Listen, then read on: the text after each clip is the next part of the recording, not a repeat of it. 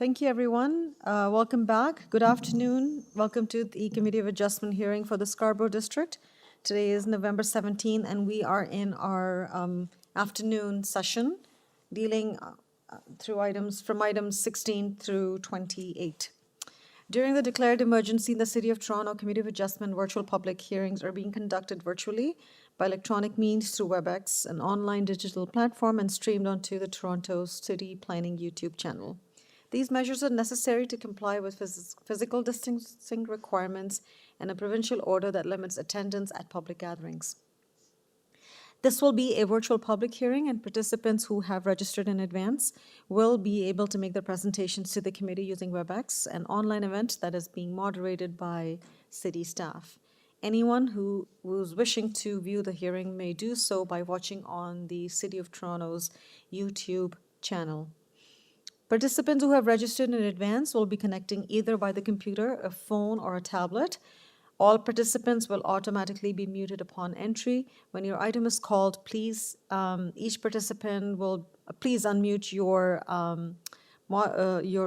phone, your speaker. The participant will be unmuted by the moderator, one person at a time. Only the committee members will be participating by video. Any registered participant will be participating by audio only. We ask that you also mute your devices until you're called on to speak. Before we begin, we acknowledge the land we're meeting on is the traditional territory of many nations, including the Mississaugas of the Credit, the Anishinaabe, the Chippewa, the Haudenosaunee, and the Wendat peoples, and is now home to many diverse First Nations, Inuit, and Métis peoples. We also acknowledge that Toronto is covered by Treaty 13 with the Mississaugas of the Credit and the Williams Treaty signed with the multiple Mississaugas and Chippewa bands. In accordance with Sections 45 and 53 of the Planning Act 1990 as amended, this meeting of the Committee of Adjustment of the City of Toronto is called to order. The Committee of Adjustment considers applications for variances from the provisions of the zoning bylaw that apply to a property, permissions to extend or alter lawful nonconforming uses, and consents to sever property to create lots. Anyone in attendance today who wishes to receive a copy of the decision of the committee on any application must submit a written request for a decision by email. Please ensure that you include your name, address, and email address because Committee of Adjustment and the TLAB will be sending notifications and appeals updates by email.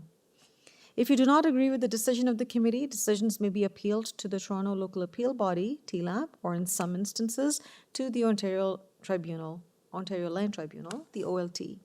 Appeal instructions are set out at the bottom of the decision of the committee. In terms of the hearing procedure, I will call each item in the order that's listed on the agenda. Where an application is uncontested, the applicant or the agent will proceed with their presentation if required. The committee may ask questions or take the matter into committee for a decision. Each speaker, including the applicant or the agent, will be given a maximum of 5 minutes to address the committee. I will comment when you're reaching the 5 minutes. When addressing the committee, please clearly state your name and address. Please remember to confine your remarks to the matters outlined in the application. We certainly want to hear your views and your opinion and your concerns, but repeating the same will not advance your cause. If there are a number of residents who are attending to speak to a particular application, you may choose to appoint a spokesperson so that all matters can be covered by one speaker. The applicant or the agent will proceed first and will make a presentation to the committee of the application. Please note that the committee may not entertain revisions to the proposals at the hearing today. The committee may decide to defer the application. If it's substantially revised, to ensure that the revised application is accurate and all those who are entitled to receive the notice are informed of the changes. Then individuals either in support or in opposition to the application will be invited to speak. Committee members may ask questions of any speaker after they have finished their presentations. When all speakers are finished, the applicant or the agent has an opportunity to rebut only those issues that were raised by the speakers. This will mark the end of the discussion. The application will then be taken into committee for a decision. Please note that at this time, we are dealing with items 16 to 28, which were scheduled to begin at 1:30 p.m. Mr. Deputy Secretary Treasurer, are there, before I do that, my apologies, are there any declarations of interest of panel or staff for items in this time slot? I see none, all right. Mr. Deputy Secretary Treasurer, are there any requests for deferral? We can go one by one. Through the chair, there is one request for deferral in the afternoon session. It's item 16, 72 Dynamic. It's a deferral request at the request of the applicant to address concerns raised by urban forestry. Okay, can we have Nitin Malhotra, the architect? Hello, Nitin. Yes, Madam Chair. Yes, Madam Chair. Okay, thank you, Nitin. So there is a request of deferral by the applicant, which I believe is yourself, to revise the application to address some of the urban forestry's concerns. Is that accurate? Yes, Madam Chair, either to revise it or to have a dialogue with urban forestry because we haven't had a chance to do so. So that's why we are looking for a deferral at this stage. And that would be deferred sine die, okay? So committee members, any question or comment for Nitin at this time? We have a request for deferral. Okay, I see none. If there are no questions or comments, can I please have a motion on the deferral request? Member Said, please go ahead. Thank you, Madam Chair. As Nitin mentioned, he is going to have a dialogue or to revise the application in consultation with the urban forestry concern they have already raised. Meanwhile, so I move the motion for deferral of item number 16. And sine die? Sanadai, yes. Thank you. May I have a seconder, please? Member Gary? Thanks, Madam Chair. Yes, I second that motion to defer sine die. Okay, all in favor of this motion? The motion's carried and the application has been deferred sine die for 72 Dynamic Drive. Thank you. Thank you. Thank you. Mr. Deputy Secretary Treasurer, are there any other requests for deferral? Through the chair, there are none. Okay, thank you very much. All right, we will now proceed with vetting our agenda. So I will go item by item. Only those items will be held that require further discussion. And the items that do not need further discussion the committee will make a decision on those applications. So moving along, the first item, item 16 has been deferred. Item 17, this is 37 Garden Park Avenue. Members of the committee, any questions before I bring in this to be held down by the committee members? Member Macaulay? I have some questions of the applicant. Can we hold this matter down, please? Okay, thank you. So for 37 Garden Park Avenue, the applicant Andy Zhu, we are going to hold down this item. Member Macaulay has a question on this application, or a few questions. So item 17 being held. Item number 18 is 86 Cleta Drive, and I believe there are 2 registered speakers. All it says is neighbor. Staff, can you confirm if these are neighbors in opposition or in support? We have no way of confirming that. Okay. So I would just hold it down then and come back to it, or, okay, all right. So we'll hold down item number 18, 86 Cleta Drive, because we have 2 speakers registered to speak. Moving to item number 19. Item number 19 is 11 East Road. Sorry, 9 East Road. My apologies. 9 East Road, and it's the same applicant. I believe we can deal with both of these together. Through the chair, if you wish, item 19 and item 20 can be dealt together as long as they're 2 separate motions. Okay, all right, thank you. So can we have the agent, Evan Torrance, with us, please? Hello, speaking. Hi, Evan. So thank you for your attendance today. We're dealing with 2 of your applications, and we can deal with the 2 together. And these are 9 East Road and 11 East Road. Are there any conditions of urban forestry? I don't believe there are any. Okay. Members of the committee, any questions for Evan? Member Said. Thank you, Madam Chair. Evan, my question is that this application was considered in June 2020 this year, last year, and it was the application as a whole was approved, but the variance which was not approved is you have come back with that. So could you tell us like what changes has occurred that you bring it back to us, whether at the same time you're knowing that this committee has already refused that in past application? Yes, absolutely. So the initial hearing was actually March 5th, 2020, and then we received the approved variances in June 1st. So what's changed is essentially we've reduced the size of the parking spaces to be the minimum sizes. So we've actually reduced an initial variance, which was variance number 5, which is the softscaping variance. So at this point, the only variance we are asking for is the front yard parking variance, which would allow us to move forward with our application. Otherwise, we would need to reapply for a no parking variance, as or in a kind of a unique situation in which we are granted permission to sever as well as all of the buildings variances. So we moved forward to sever the property, but then we're made aware that every lot shall have a parking spot. So that's the difference now, that we've reduced the sizes. So we've reduced the variance since then, and we believe that given the objections that the neighbors were putting forward in the initial hearing, which were primarily to do with the lack of parking on their street, that in granting front yard parking, that would ameliorate their initial objections and allow us to move forward. Okay. Member Said, are you satisfied? Can we move on? Oh, Member Macaulay. Does this require more discussion? Because we're vetting the agenda. I can't hear you. Hello? Yes, I would think so, considering that less than a year ago, we refused this application. We should have a further discussion. Okay, so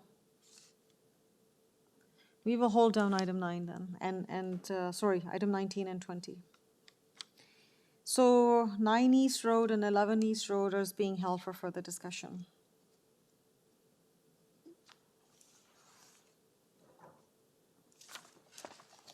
Okay. Item number 21, 2462 Kingston Road. There is no list, there's no registered speaker. Can we have Hung Pham, please? Speaking. All right, Hung, thank you for your time today. Members of the committee, any questions for Hung? It's 2462 Kingston Road. Okay, I see none. All right, Hung, we're going to make a decision in a moment. Any comment at this time? No, the only comment that I have is all the buildings and accessory buildings that you see there are all existing. Before the property owner have obtained the lot. Mm-hmm. Yeah, so everything was built beforehand. So it's essentially legalizing the existing. Okay, all right. So Yep. members of the committee, if there are no further questions, can I please have a moment? So, sorry, a motion. Member Macaulay, go ahead. Okay, sorry, I know you're asking for a motion. My reading of is that he's asking for approval of the permanent buildings, but there's a number of separate buildings on the site that he was proposing, I believe, to remove. Could we get some clarification from the applicant? Okay, Evan? No, this is pretty much, yeah, to keep the existing buildings. So this has to do with the coverage being increased.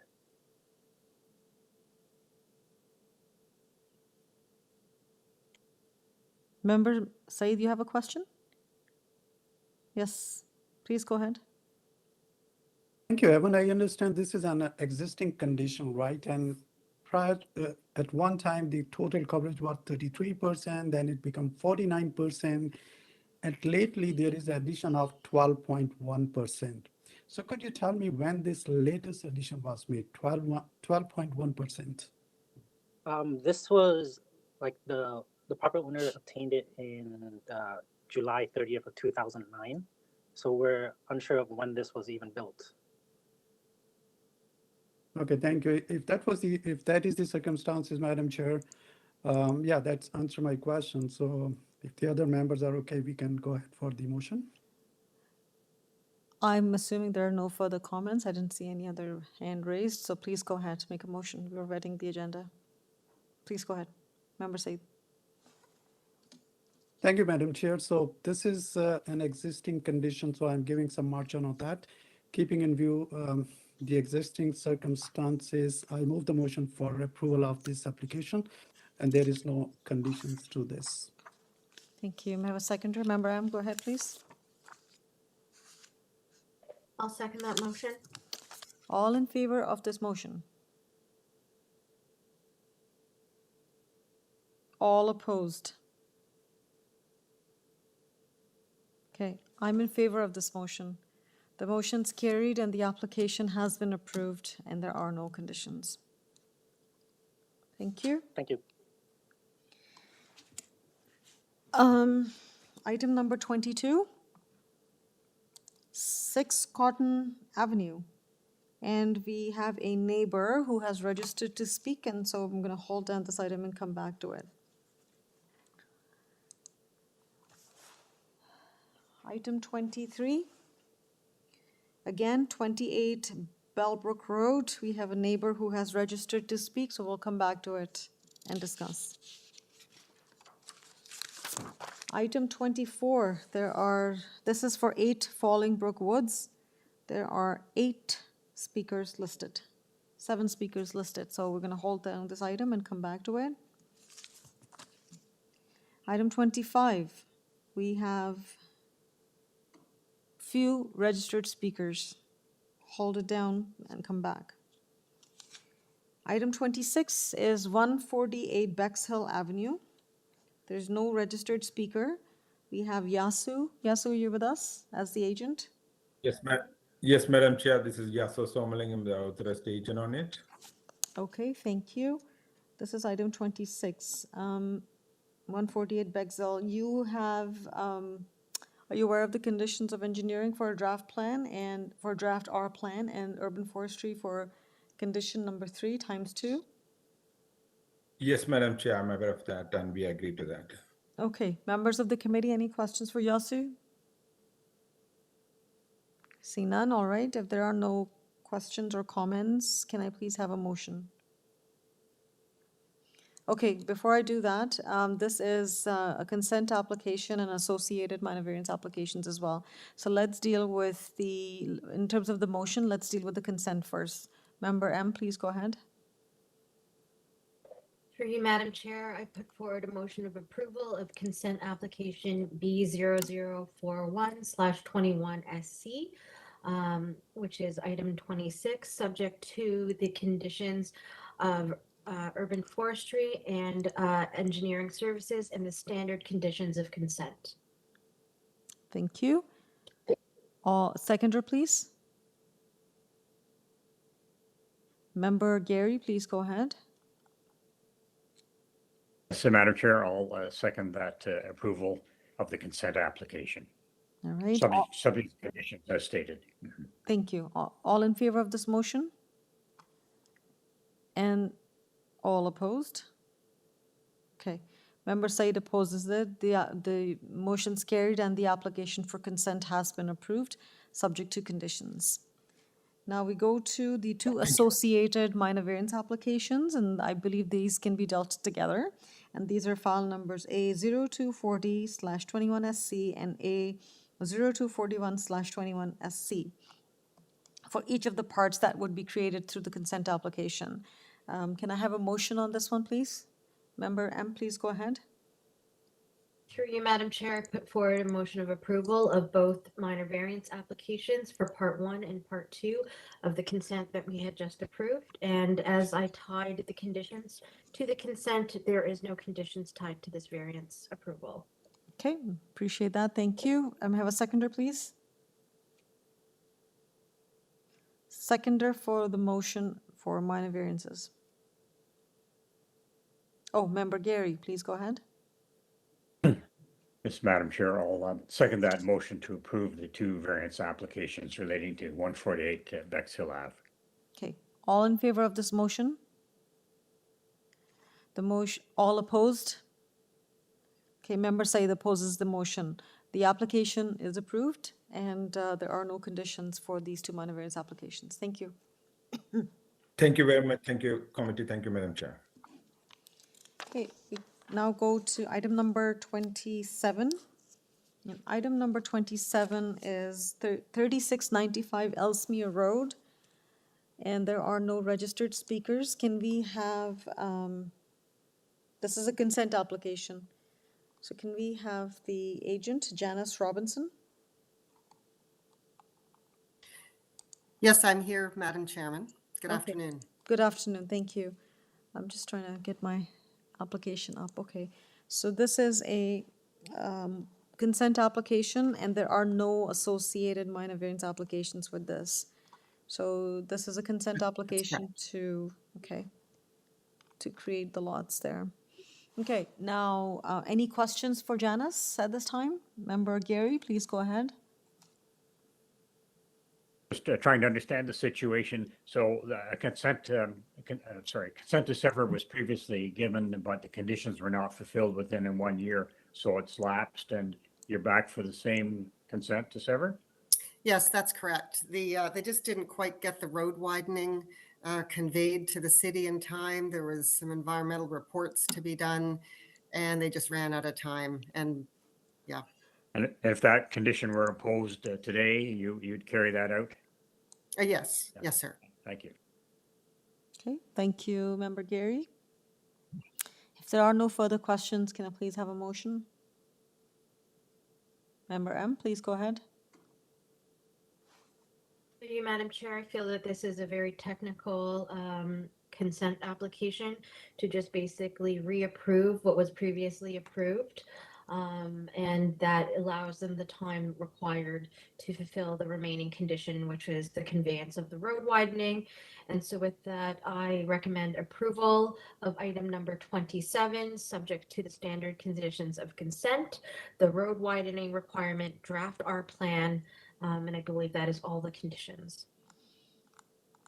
Okay, are we sure that there are no more conditions? And My suggestion would be just approve it subject to the ECS conditions and the standard conditions. Okay. Just to make sure everything's Okay. covered. because there are costs associated and whatnot, so I just put it under engineering services condition. Okay, so I revised that to say that I put forward a motion of approval of item number 27, subject to the standard conditions of consent and the conditions as outlined in the ECS report. Okay, perfect. May I have a seconder, please? Member Said, please go ahead. Thank you, Madam Chair. I second the motion for approval as stated. All right, all in favor of this motion? The motion's carried and the application's been approved unanimously. Thank you. Thank you very much. And last one, item 28. This is 39 Meadow Avenue, and there are a few registered speakers. So I will hold down this item and come back. I will recap the items that have been held. Item 17, item 18, item 19, item 20, item 22, item 23, item 24, item 25, and item 28. Okay. One thing I forgot, before we began, Member Gary, you had a comment, and then Member Macaulay, you were sort of chiming in as well, but I wanted to do it in the hearing itself. So what was the suggestion? Member Gary? Yes, thanks, Madam Chair. And actually, as things have developed, it may be a non-issue. But the suggestion was, since the session was to begin at 1:30 for the afternoon sessions, and we're now around 3:30, that perhaps those applications that involved severances could be heard first because they tend to be a little more difficult and there are more speakers. But if my notes are correct, we just have item 28 left that involves both a consent and variances. So I'm content with that, the way they've rolled out, but for future hearings, it might be a suggestion. Okay. Thank you. Thank you, Member Gary and Member Macaulay. You're good with that? Yes, Madam Chair, although I think Gary has a good suggestion. The more contentious applications, especially when we put three together, the earlier, excuse me, the earlier we hear them, the better our concentration. So if we could have the consents and variances, perhaps at the beginning of the afternoon session, that might be a benefit to all of us. On the flip It's side, up to staff to consider yeah. that. Well,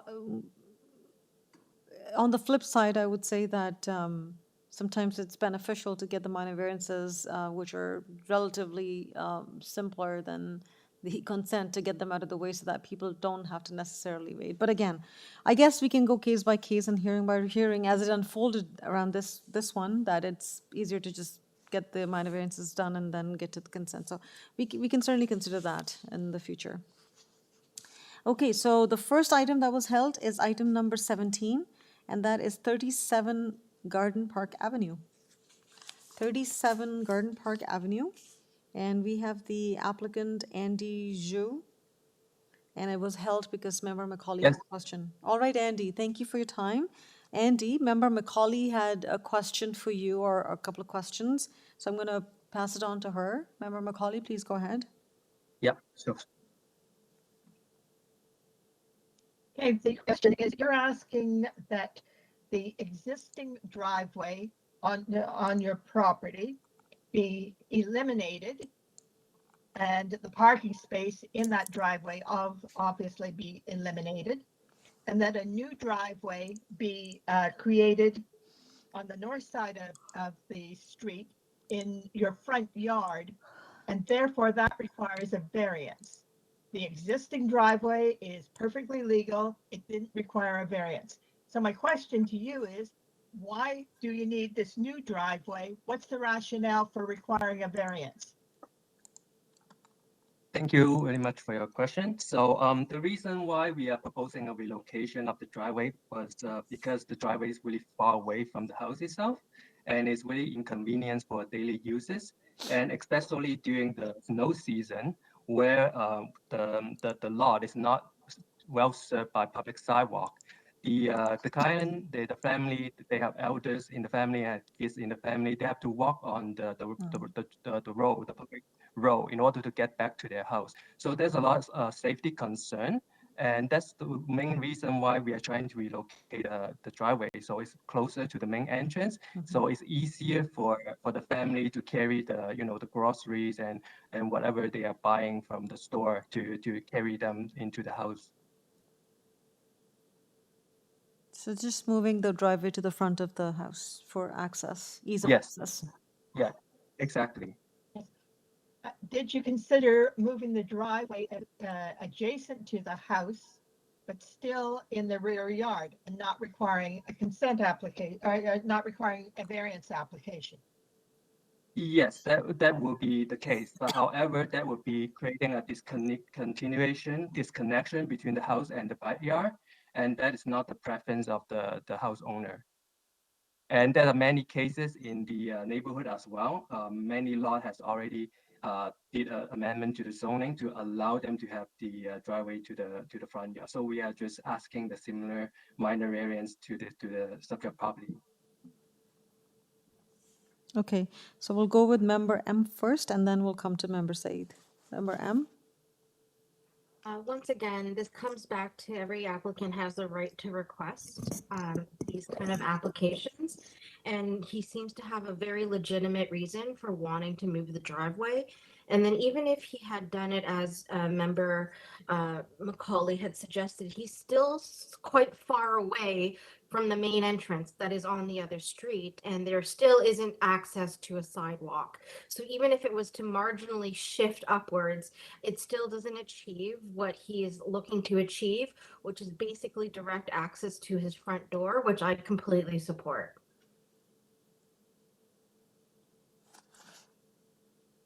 Okay, all right, Member Said?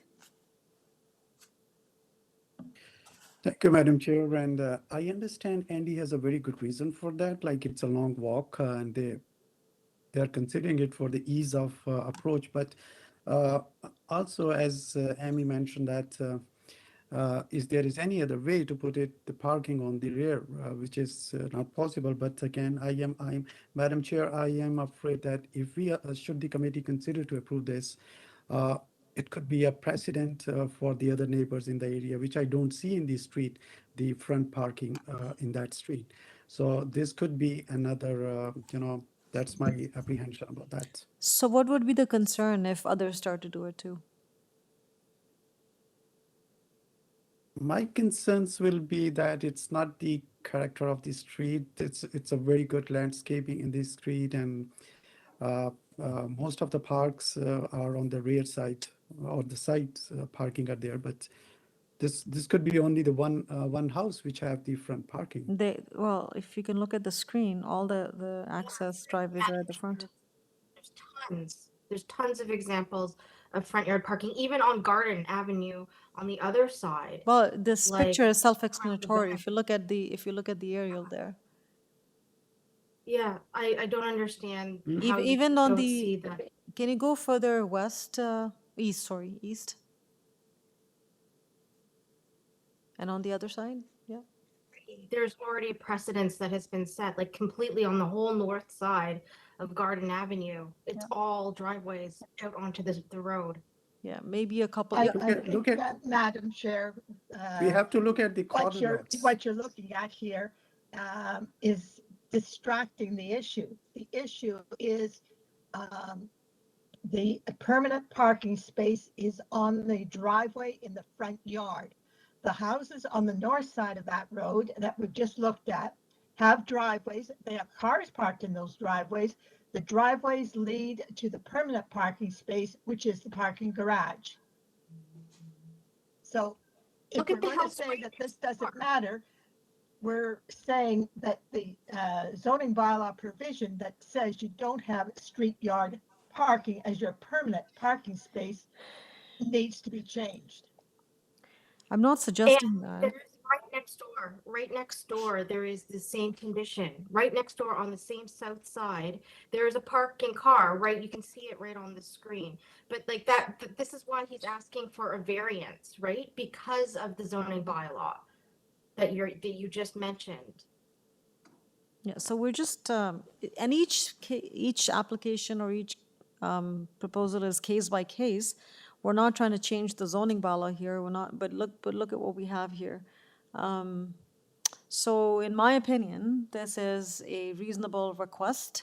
It is certainly, in my opinion, not out of character. There are other examples on the street that have the same configuration. So in my opinion, it's a reasonable request and a minor variance application, and it's a minor variance.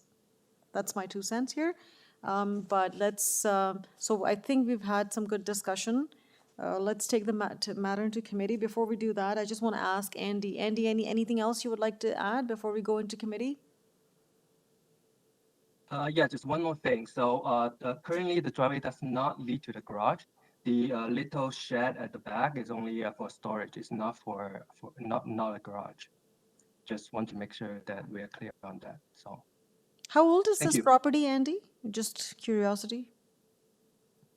I don't have the Okay. information handy, so Okay. but I think it's pretty old. I think it's in the 1970s. Okay. All right, well, thank you for your time. All right, members, we take the matter into committee now. Member M, please go ahead. Thank you, Madam Chair. I mean, I do feel that this is a perfect example of what a true minor variance is.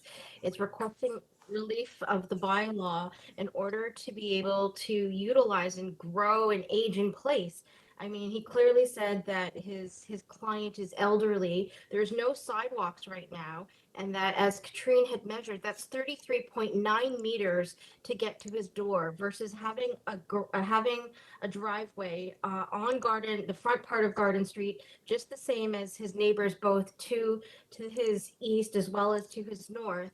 I think this is a reasonable request that's well within the existing characteristic of the neighborhood, and that allows him to utilize his property to its fullest extent in a safe manner. So with that, I put forward a motion of approval of item number 17, and there are no conditions. Right, may I have a seconder, please?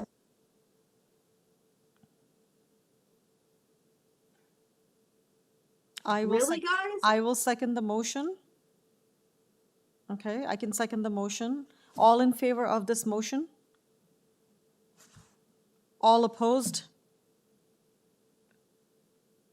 I remember Macaulay is frozen, so I don't know if she's opposed or... You're opposed? Okay, so Member Macaulay and Member Said oppose the motion still carried, and the application has been approved. Thank you. Thank you.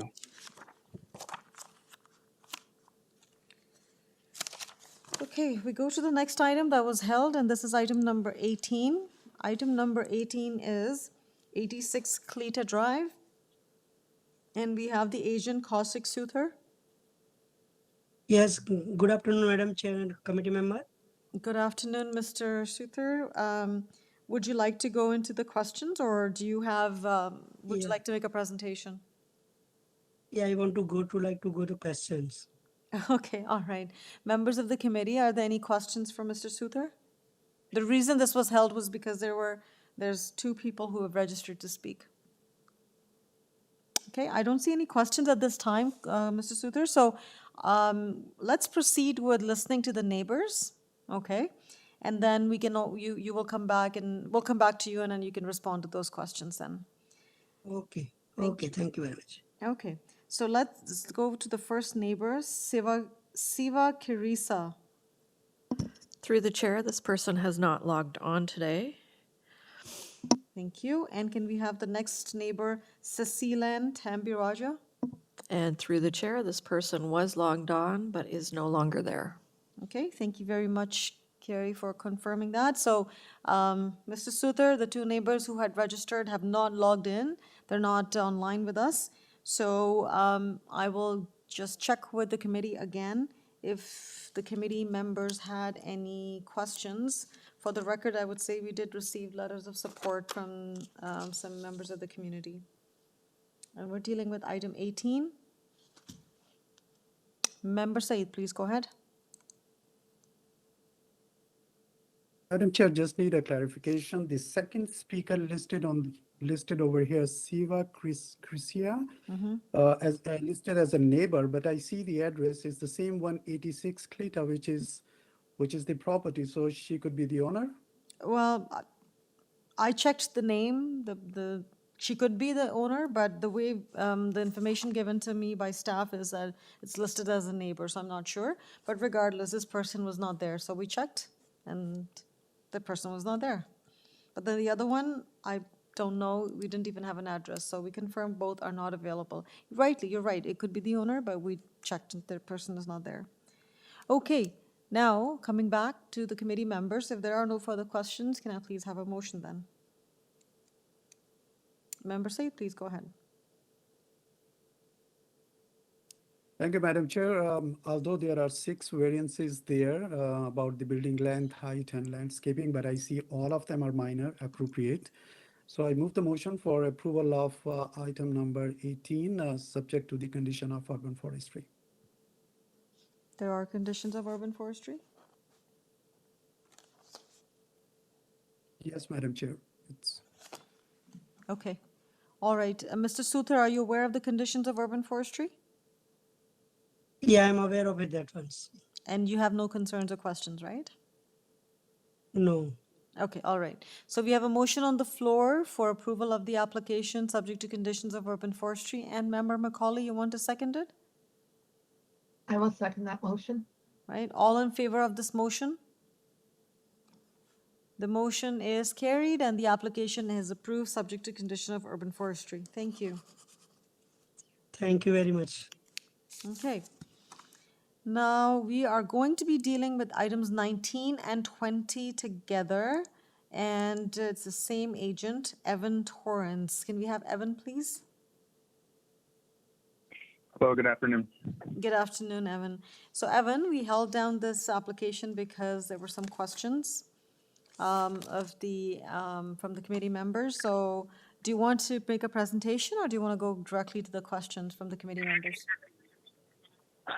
Yeah, I'll give a quick overview of what Okay. has led to the request for these variances. So this is, you have your 5 minutes now. Okay, great. So the front yard parking variance that we're asking for today is actually related to a previous Committee of Adjustments hearing that took place back on March 5th, 2020. At that initial hearing, we asked for consent to sever the double wide lot at 9 East Road, as well as a number of variances that pertain to the 2 new houses being proposed. All variances were granted, including the consent to sever, except for 2, and they were variances number 5 and 6, which related to the street yard parking variance and the front yard soft landscaping variance.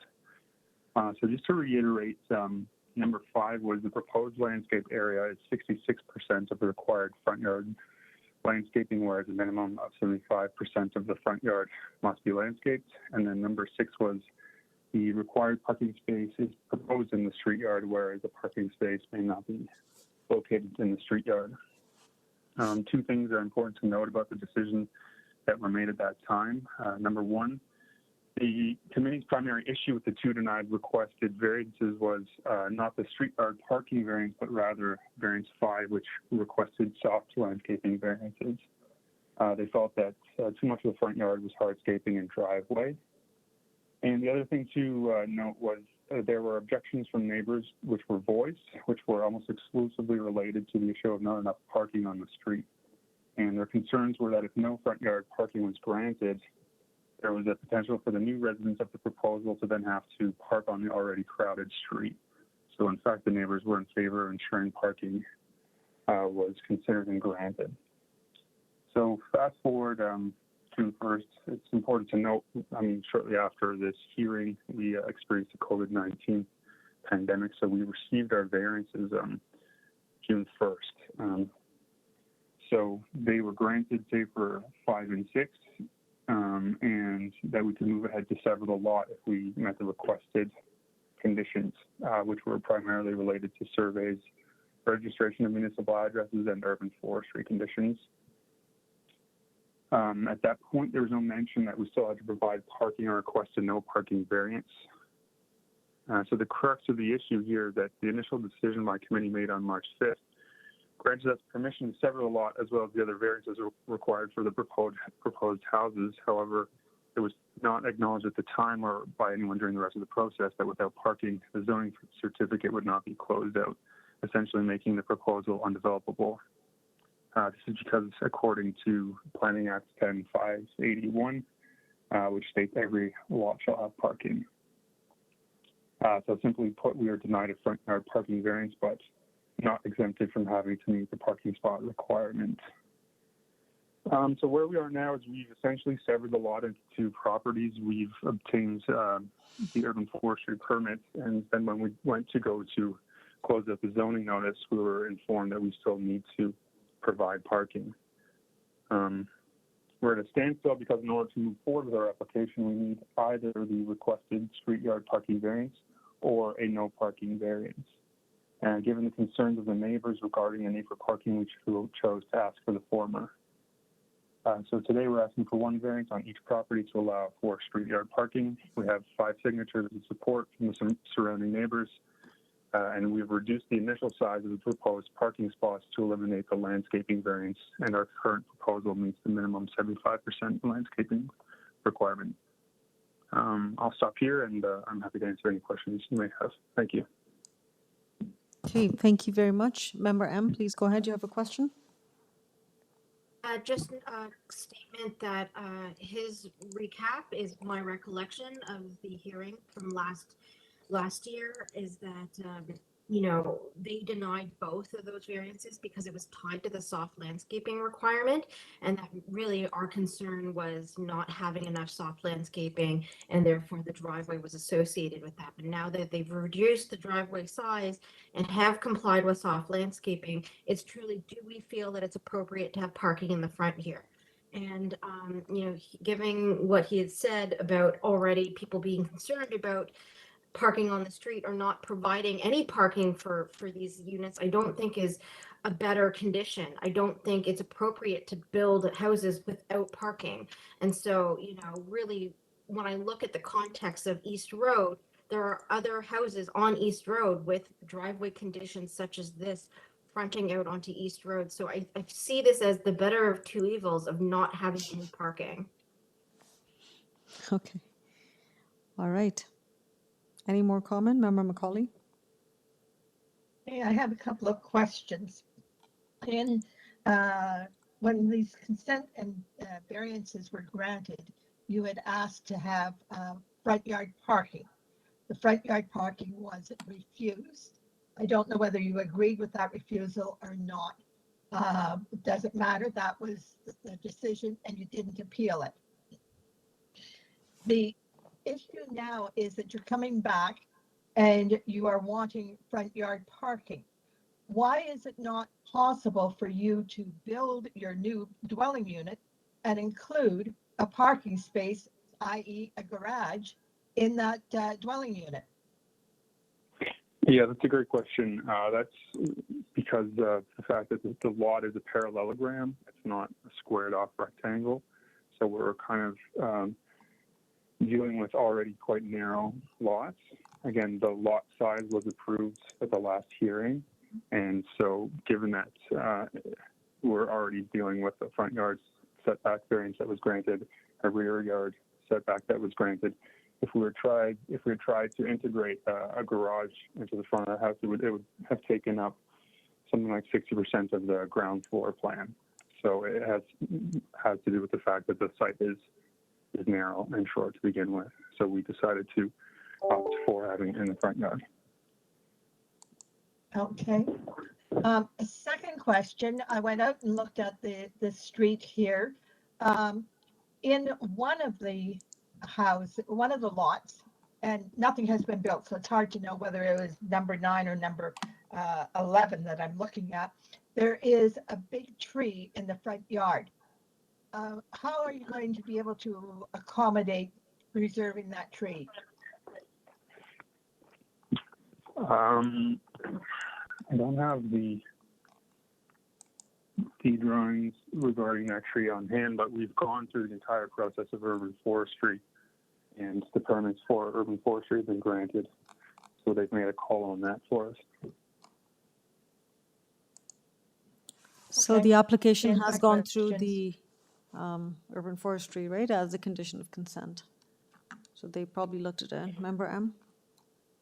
I was just about to say that exact same thing, Madam Chair, that we have to remember the consent we already dealt with, and the trees would have been dealt with through that process. But I just wanted to say also of the obvious here, even if he were to provide a garage space in these dwelling units, they would still need a driveway to get to those garage units. So if there's going to be a driveway there, there's going to be a parked car there at some point in time, right? Like, let's say somebody comes home and just wants to grab something from their house. They're not necessarily going to just go park in the garage. They're going to park in their driveway, go in and grab their thing and leave. So in actuality, providing a garage doesn't actually prevent them from parking in the front yard. So we may as well legitimize it, as there have been others on this road, to allow parking in a driveway in the front yard. As do many Is this- people, I they think park we- their cars in the driveway, not in the garage. Okay, we'll go one by one. Member Macaulay had her hand up, and then Member Said. Please be mindful of the time here. There's many items that have been held today. Member Macaulay, go ahead, please.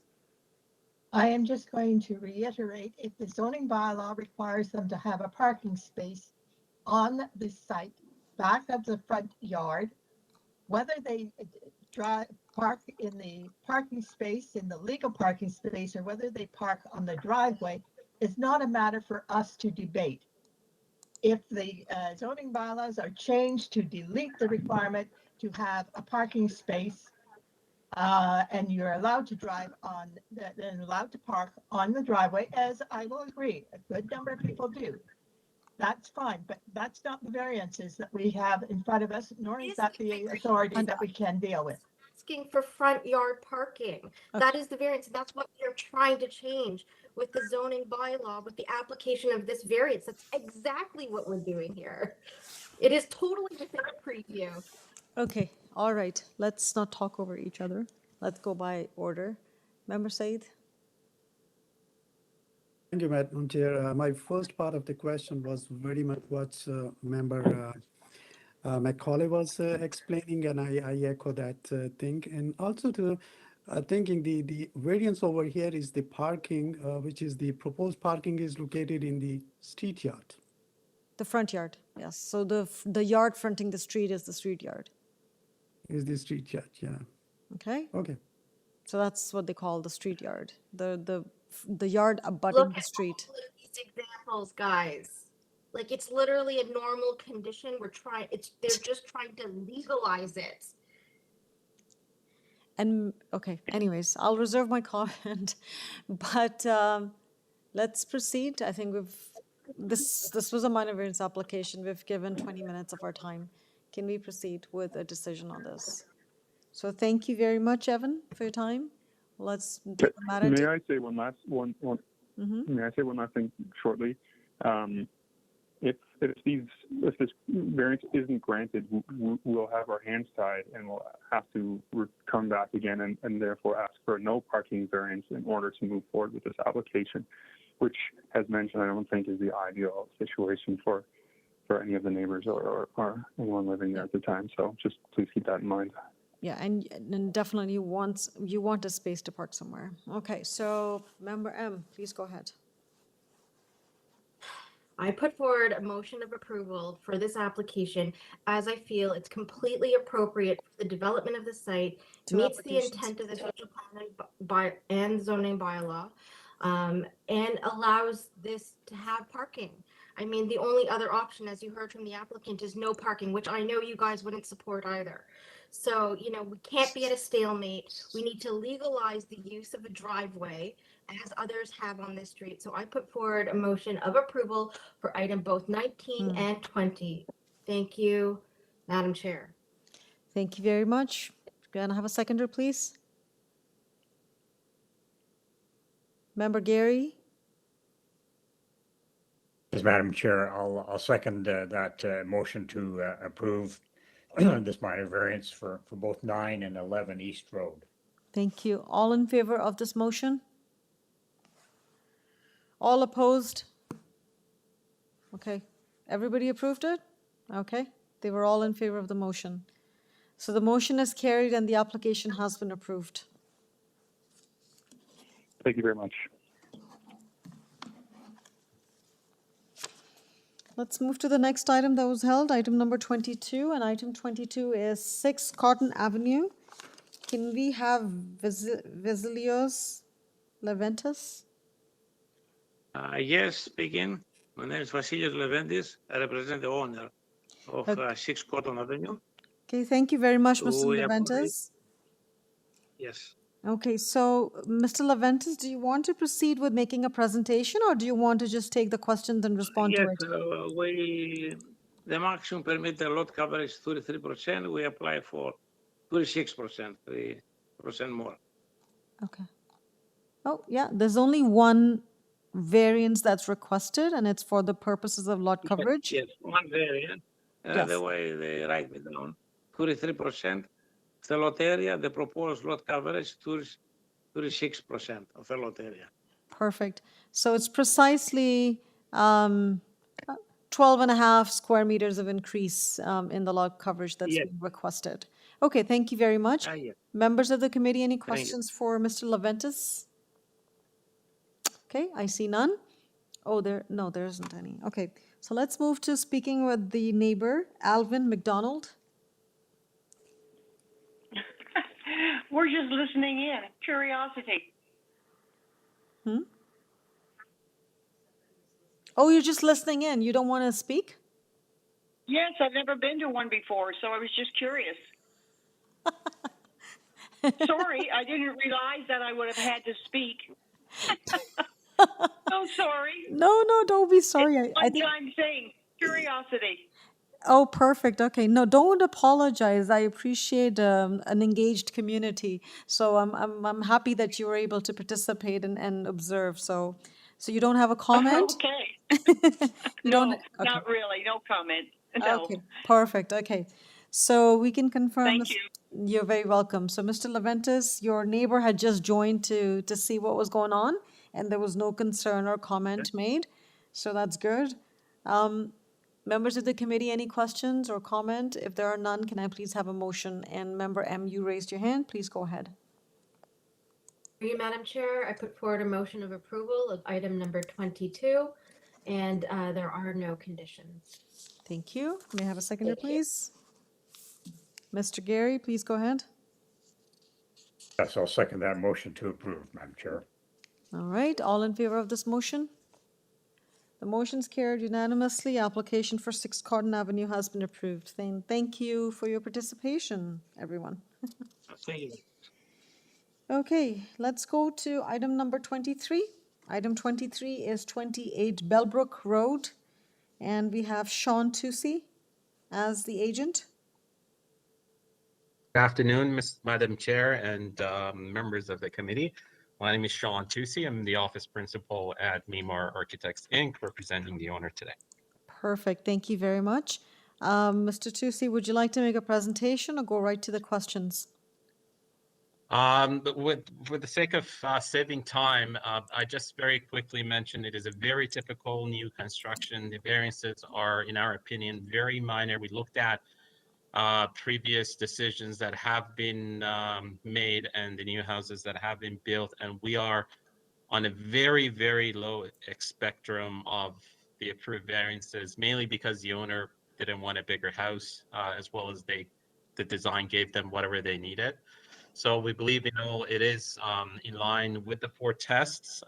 There has been variances numerically, scale-wise, and we respectfully request your approval. Any question, I would be happy to answer.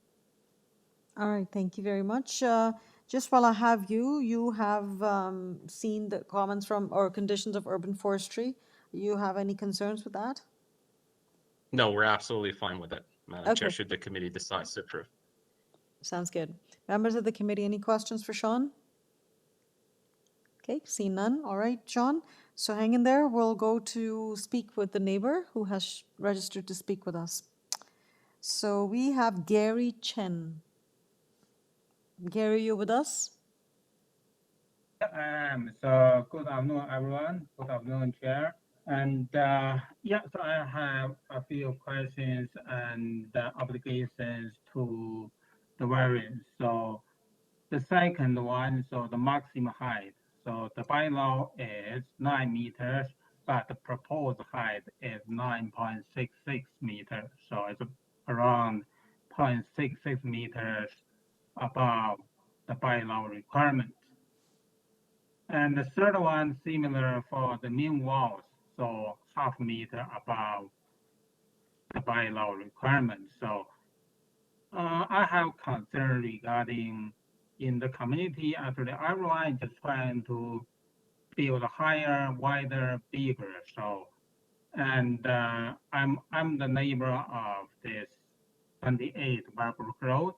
So I have concern regarding this. It's getting too high, and I request to reject this and let them to revise the design and follow the bylaw. So the bylaw is bylaw.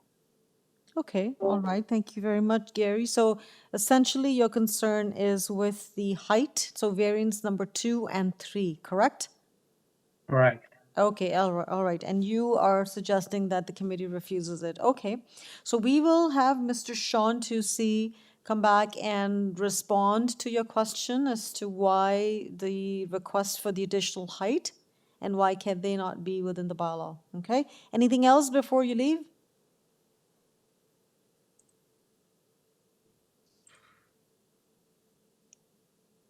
You're good? Mr. Chen, you're good? Can we? I Just go ahead. can't, yeah, sorry, I got muted, so you can't hear me. No, that's okay. I just Yeah, want to so that confirm is if, only, okay, go ahead. no additional concern, just the Okay. two. Okay, thank you very much. Okay, members of the committee, any comment at this time? Okay, see none, all right. Can we have Sean back, please? If it is possible to see the drawings and if we can look at, probably start with the site plan. So these 66 centimeter and the half a meter. So just bear with me. We'll request staff to bring it up. Staff, would you be able to please bring Absolutely. up the elevation drawing, you said, or the site plan? We can start with site plan and then quickly move. So as the staff, just to save time, I'll start do the explanation.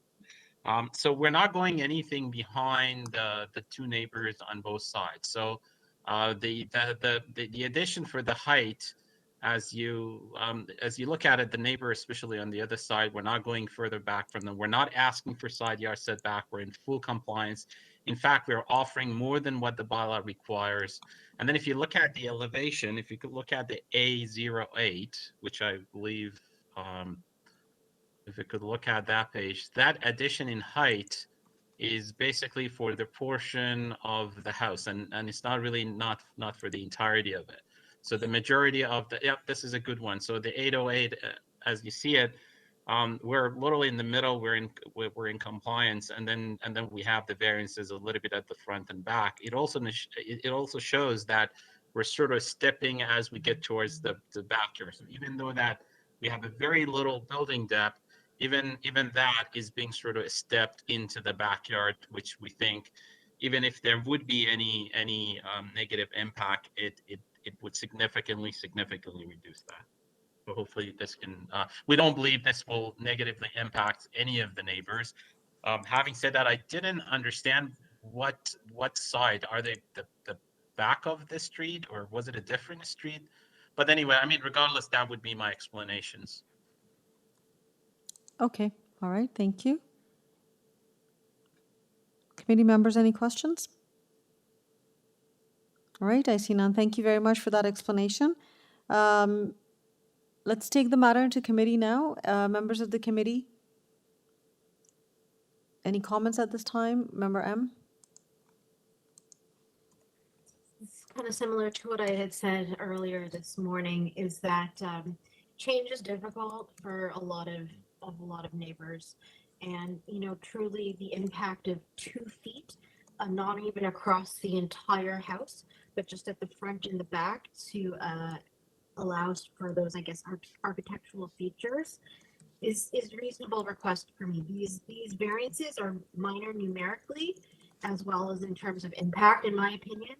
And while I understand and appreciate the difficulty of accepting change in one's neighborhood, I do feel that these are true minor variances. Okay, all right. So is that a motion? No, okay. I can make it into a motion if there's no other comments from others. I did not see any other comment or anyone else raising their hand. So please go ahead and change this to a motion if you wish to. Will do. So I put forward a motion of approval for item number 23, subject to the, oh wait, there is no urban forestry conditions. That was just an information report. Oh, no, there is urban forestry conditions, right. Urban forestry condition number 3. So yeah, I put forward a motion of approval for item 23, subject to urban forestry condition number 3. Okay, may I have a seconder, please? Member Said, please go ahead. Thank you, Madam Chair. I second the motion for approval, subject to the urban forestry conditions. All right, all in favor of this motion? I can't see Member Macaulay, but the motion's carried and the application is approved. So we didn't get Member Macaulay's vote on this one. She's having some trouble connecting. All right, thank you very much. So the application's approved. Thank you, Madam Chair, and members. Have a great afternoon. Thank you. All right, let's go to the next one, 8 Falling Brook Woods. And there are a few speakers registered. So this is item 24, 8 Falling Brook Woods. Can we have Moran Zabzuni, the agent? Good afternoon, Madam Chair. Good afternoon, and to committee members. My name is Moran Zabzuni at 1140 the Queensway. Perfect, thank you. I will not do a roll call, but I will quickly name the names of the registered speakers so that they can get ready to speak with us. Joan Skalicki, Mala and Bob Gupta, Lynn Kaminsky, Siegfried Kaminsky. I believe they're the same address. So Nora Gaspar, James Boyd, Miles Gregg, and Caroline Bates. Okay, so tune in if you haven't. We'll come to you shortly. So Moran Zabzuni, we have your application before us. Would you like to make a presentation or go directly into the questions? I'd like to make a presentation, as this project or this application may seem a bit confusing with what we're proposing. So I'd like to clarify where we're at. Sure. So to start off. So sir, Yeah. just to mention, you have 5 minutes and your time starts now. Absolutely. So to start off, we initially applied for a 3-story dwelling for this committee application and the rear cabana. And the homeowner, who has lived in the area for over 20 years, spoke to a lot of the neighbors, and we even submitted 16 letters of support from the neighborhood. Towards the deadline of that application submission for supporting evidence, the last day, essentially, we received several letters of objection as well on top of that. So what happened afterwards, the homeowner went to speak to these neighbors to see what their concerns were. And the majority of the concerns reflected the 3rd-story proposal, essentially.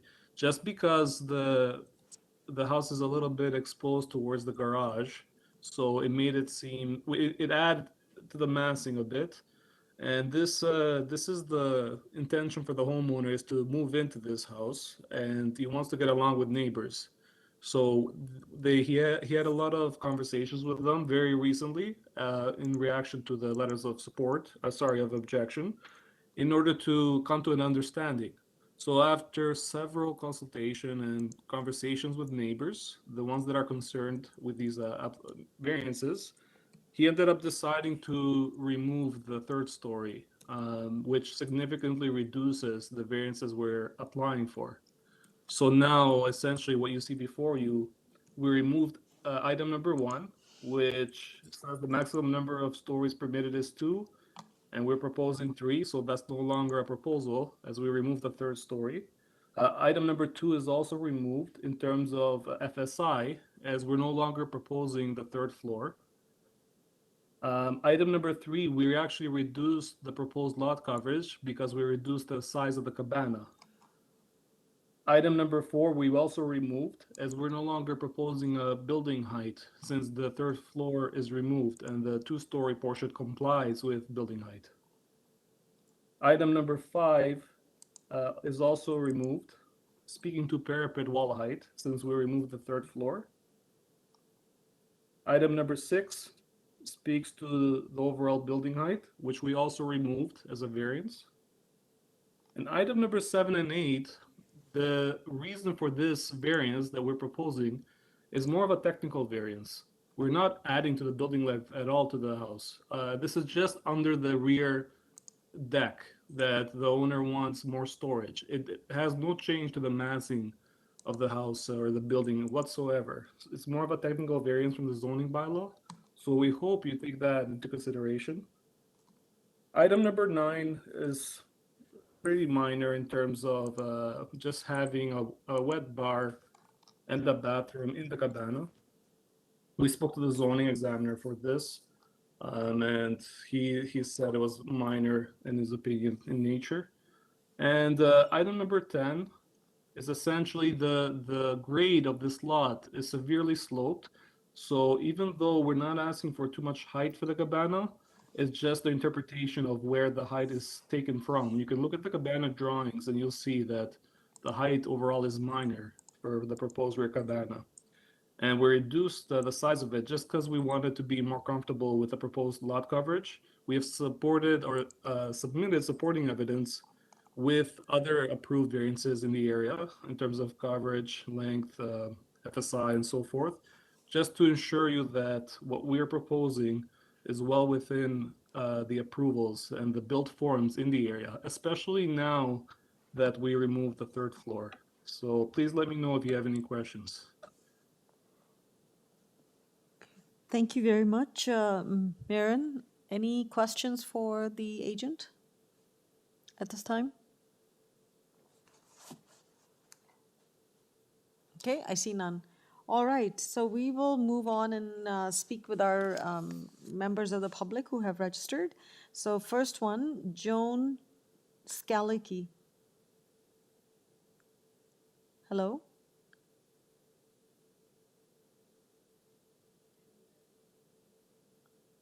Hello, Joan, you're there?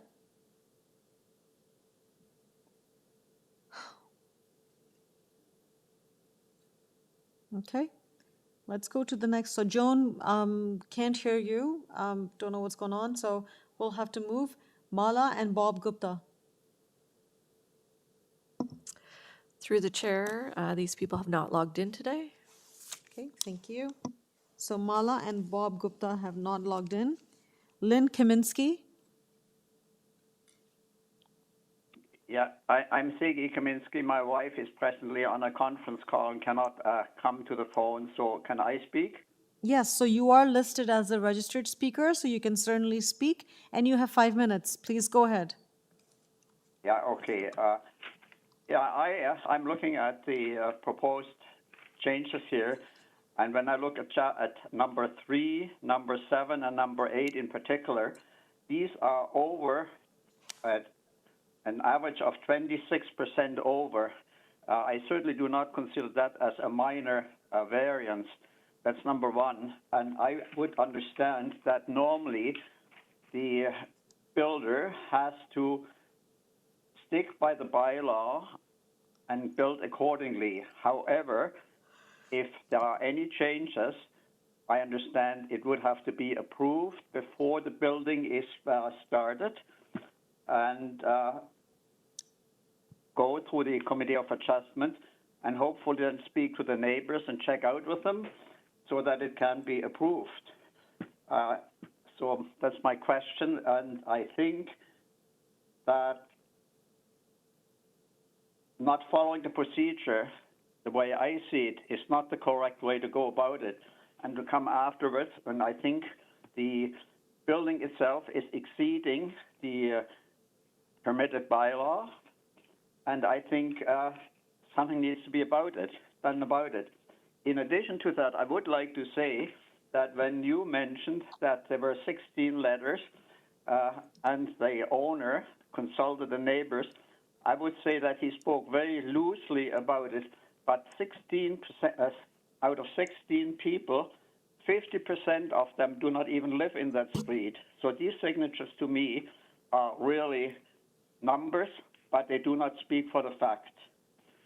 So I would just like to say, once the building is erected, what can be done about it? And this is all I want to say. Okay, so Lynn, first of all, from a procedure perspective, sorry? Yeah, what is the proper procedure here? Yes, so the procedure is that if you do not meet the bylaw, you have to obtain approval either from the Committee of Adjustment or depending on the scope or scale, you can go to council as well. But in this case, this is a Committee of Adjustment who deals with minor variances to the bylaw for the purposes of the application and for the purposes of development. So in this case, the applicant is well within their rights to request the committee. As part of the process, staff review this application, members of the public are notified, so they are following the process. So I think you had a question about, or the appropriateness of the process. So the process is being followed as to what's required. Now, what I did not understand was what did you actually have any concern with any particular variance that is before us today? Yes, yes. I do think that the building, which is already there, so it has been built.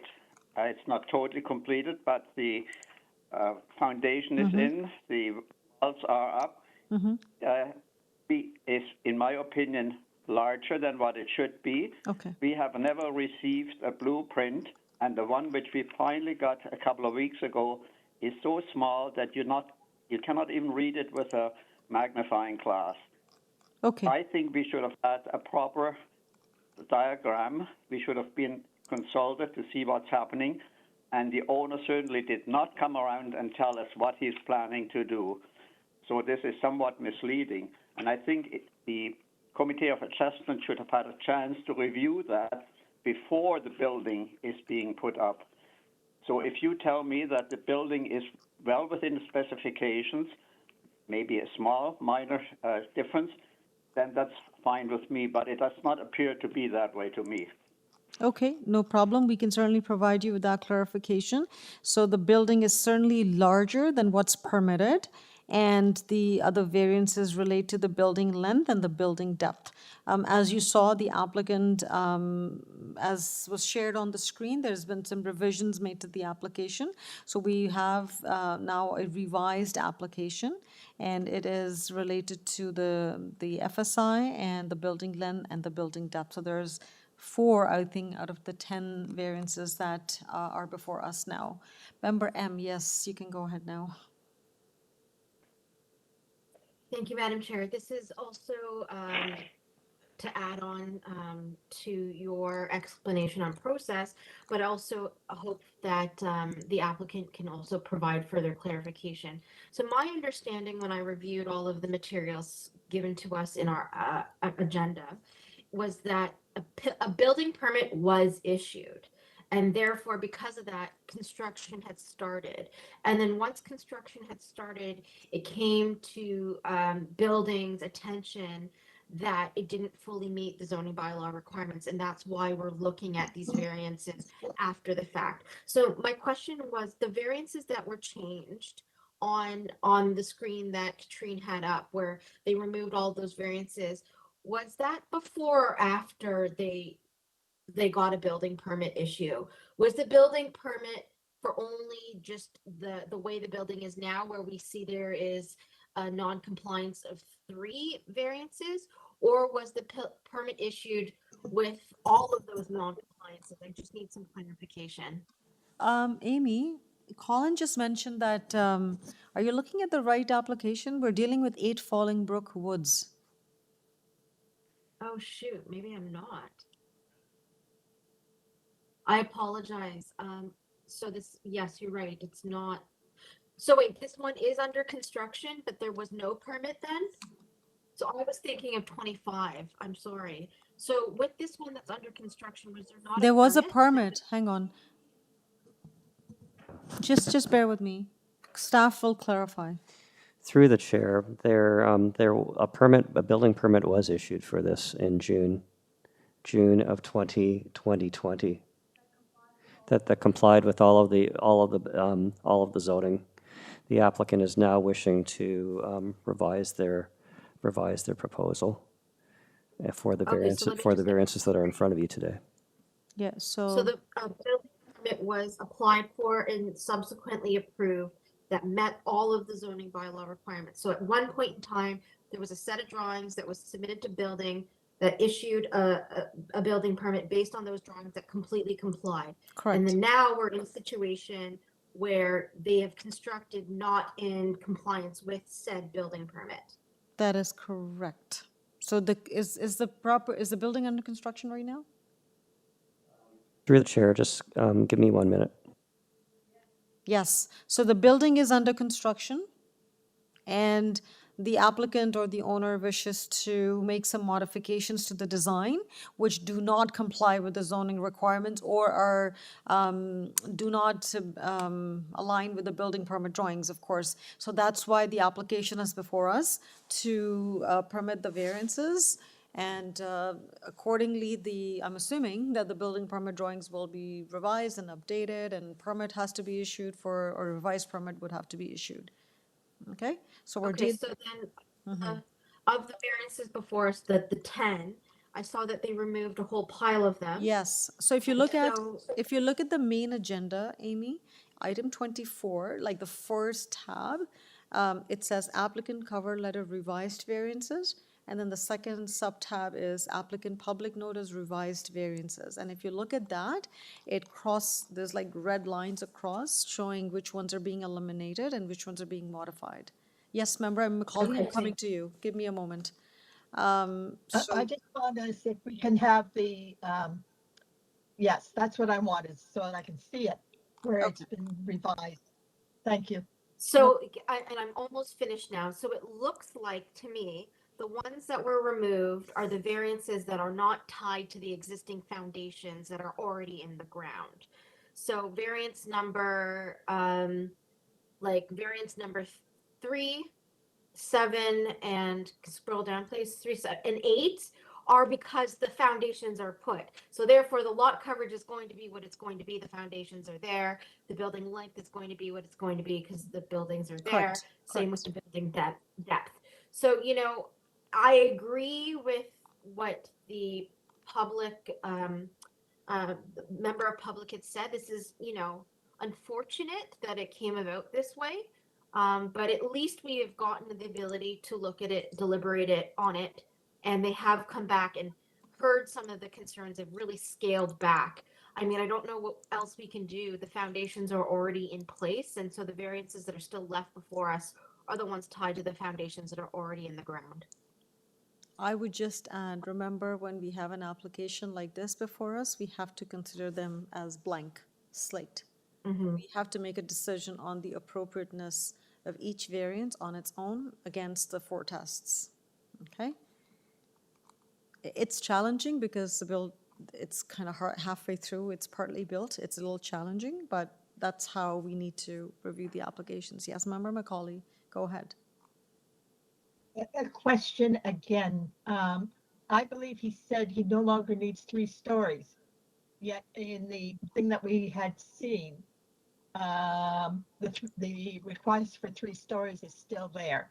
It's Can I not. just have a clarification? It's not. The revised memo, it crosses it out. Okay.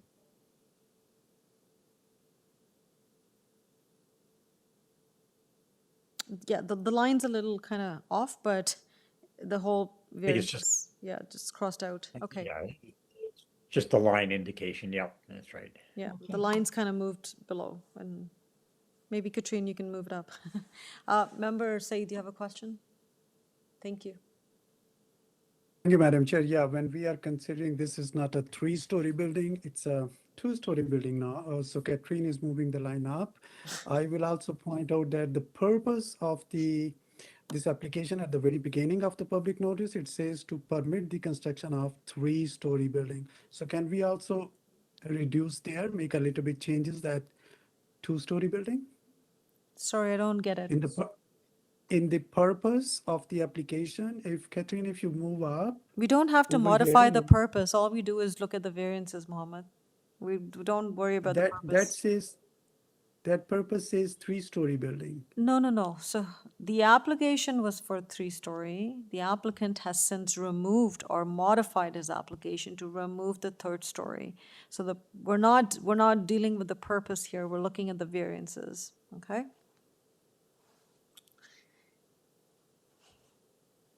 So don't worry about the purpose.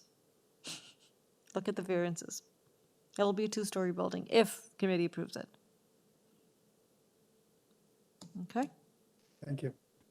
Any more questions? I think we're in the middle of listening to our neighbors, so let's get back to our neighbors and maybe we can have more clarification when we get to the applicant. So we've talked to Lynn Kaminsky and we heard, and I believe, Sigrid Kaminsky. Oh, it was Siegfried. Oh, Yes. my apologies. That's what you were, I couldn't hear you with the mask and everything. Sorry. So we talked to Siegfried. Sorry, my apologies, but we talked to the Kaminskys, let's put it that way. Okay, Nora Gaspar. Through the chair and being conscious of time, I can tell you that all the other registered speakers are not here and have not logged in today. So that would be Nora Gaspar, James Boyd, Miles Gregg, and Caroline Bate. Okay, all right, they have not signed in today. No, none of them. Okay, thank you, staff, for confirming that. So that brings us to the end of the list of the registered speakers. We can now go back to Moran, the agent. So, hi there. So, yes, just to clarify, the owner and builder have not built the third floor and have not built the cabana. So we're asking for this in order to, so the owner can proceed pending your approval and consideration. And I think overall, what we're asking for is very minor in nature now that we removed the third floor. Although there are several three-story buildings in the area that we've provided supporting evidence for, nonetheless, the owner is trying to work with the neighbors because he wants to live there, get along with them. He's already lived in the area for over 20 years. That's probably the reason that a lot of the opposition did not log in, because of this resolution between the owner and the neighbors.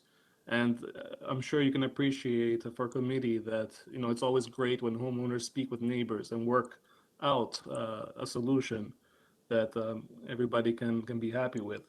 So yes, we're asking for now only 4 variances. Some speaking to the cabana, and in terms of building length, I also want to emphasize that there is no additional building length or depth above grade for the first or second floor. This is only for the rear deck storage underneath the deck, which has no impact on, you know, massing or neighbors whatsoever. So I really hope you take that into consideration, and the minor variances that we have that I strongly believe meet the 4 tests. If there's any other questions or clarification you would like, I'm happy to oblige. Okay, thank you very much. Okay, so I think we're clear on what's being done here. No third story has been put in. The only variances that we're considering, or the application has been amended to only include the variance number 3, variance number 7, variance number 8, and variance number 10. Okay, any questions for Moran before we take the matter into committee? Okay, I see none. All right, well, let's take the matter into committee. Members of the committee, if there are no comments, can I please have a motion? Member State, please go ahead. Thank you, Madam Chair, and I see there is good efforts has been made to bring it to make the all these variances minimum. So I would move the motion for approval of application item number 24 as amended, and there are no conditions. All right, can I have a motion, please? Oh, sorry, seconder, Member M, please go ahead.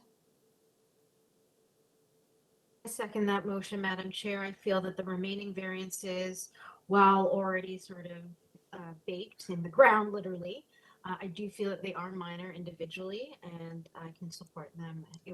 My concerns were with all of the other variances, and I'm happy to see that they have removed those variances. All right, so we have a seconder as well. Member M second the motion. All in favor of this motion? The motion is carried and the application has been approved as amended. Thank you. Thank you. Okay, we now go to the next item, item 25, and this is 42 Cedarview Drive. This is a minor variance application. And can we have Ozran Stambuk? Hi, this is Ozran Stambuk. I'm at 1410 DuPont Street, Unit 905. Okay, thank you. Would you be representing, or do you also have, you have the owners here and the applicant's planner here as well? Who would be speaking on this application today? Yourself? The planner, Mr. Allen, will be speaking to this application. I'm here to answer any questions of the committee. Okay, all right. I'll just do a quick I'll list the names of registered speakers so that they can get ready. David Morse, Kathy Rowe, Casey Moran, and Maria and Maurizio. So please try to log in if you wish to speak. So Osrin, we'll start with you. And if we need, we'll bring in the planner, Mr. Alan Ramsey. Do you want to give a presentation or do you want to go right to the questions? I think Mr. Alan Ramsey has prepared a presentation. Is it possible for him to give that presentation? That was our intention. All right, we can certainly do that. Alan Ramsey, please come online. Hi there. Hello. My Alan. name is Alan Ramsey, Mm-hmm. and I'm a land use planning consultant retained by the applicants today. Okay. The applicants are in the process of constructing a new two-story dwelling at 42 Cedar View. The history and the context of this is that in 2020, the Gorleys submitted building plans for a zoning review. That review was completed and no areas of non-compliance were identified by the city. Following that, the applicants submitted a building permit application, and a permit was issued on January the 14th of this year. Construction of the new dwelling started right after that time. And then on October the 1st, 2021, the applicants were advised that the plans on which the building permit was issued did not comply with all of the applicable provisions of the zoning bylaw, and specifically with respect to building depth, building length, and the height of a deck. Upon hearing that, right away, the applicants submitted variance applications to address these issues. And it's my opinion that having reviewed the application is that each of the applications satisfies the four tests under section 45(1) of the Planning Act. I prepared a detailed planning opinion brief that I believe is in your agenda today, and I won't be going through that brief in detail, but I will say that matters like this raise really three issues. Does the proposal respect and reinforce the character of the area? Does the proposal result in adverse impacts? And does the proposal satisfy the four tests under section 45(1) of the Planning Act? And just in terms of background, these lands are within an area that includes a mix of 1- and 2-story homes with a wide range of architectural styles. There is a diversity of front yard setbacks. There is quite a range of building length in the area. And as I've said in my planning brief, there are 10 dwellings within the immediate context and 11 dwellings in the larger geographic area that have building length in excess of 22 meters, with the longest building length being located next door at 46 Cedar View Drive. That length is 30.41 meters compared to what's being proposed here at 28.28 meters. In terms of building depth, there is a diversity within the neighborhood. There are 23 dwellings within the immediate area and 50 dwellings within the larger geographic area that have depths between 19 and 30 meters. As well, there are 9 dwellings within the immediate context and 30 in the part of the neighborhood in excess of 30 meters of depth. And the adjacent properties at 46 has a depth of 30 and a half meters. And the one on the south side at 40 has a depth of 40.59 meters. So that just shows you that there is this range of building characteristics within the neighborhood. With respect to the second issue I raised in terms of impacts, the applicants are proposing to install a cedar hedge along the south side, which would effectively screen and buffer the property views of the property to the south into the subject lands and vice versa. As well, there's been measures taken which include constructing a 1-story rear portion rather than a 2-story portion, and careful considerations been made to this sizing and location of windows in the south and north sides of the building. With respect to the 4 tests, all that my planning brief stand in terms of the detailed review of each of the 4 tests. But in summary fashion, the intent of the official plan is that new development is to respect and reinforce the physical character of the neighborhood. And there are dwellings with significant increases in building depth and length that exist in substantial. I see someone's hand up. Is that a question for me to stop or? No, no, no, we'll wait. Your time's up, so you had 5 minutes and your time's up. But Member M, can you just wait, please, for a second? I'm going to call you in a moment. Okay, so just close your remarks, please. Your time's up. Okay, I was just very briefly summarizing how the proposal satisfies the 4 tests, and I can direct you to my planning brief, which provides detailed assessment. Yes.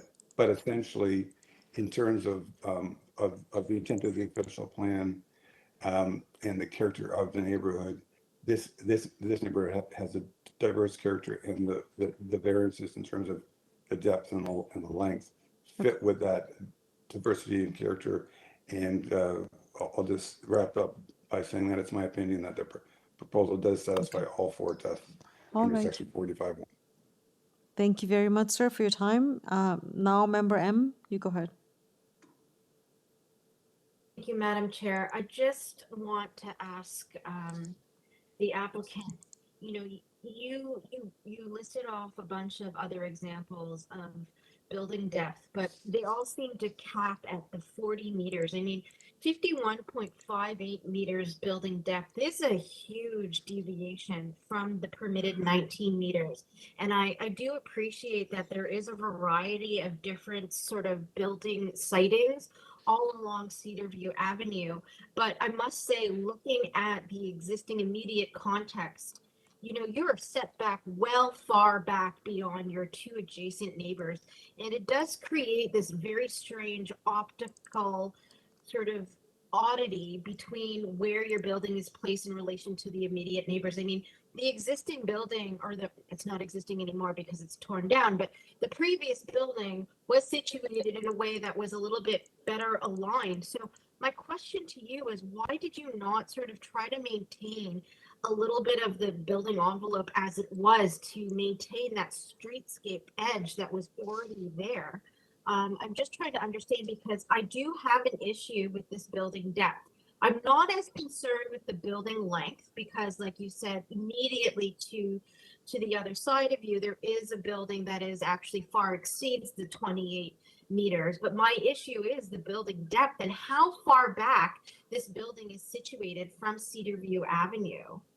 Because when I do look at the aerials, it's significantly farther back than many of the other houses along this entire strip.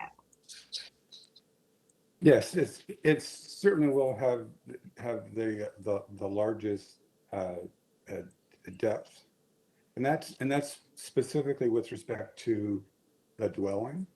But when you look at the air photograph, you'll see that many of the properties on this street actually have detached rear yard garages that extend even further.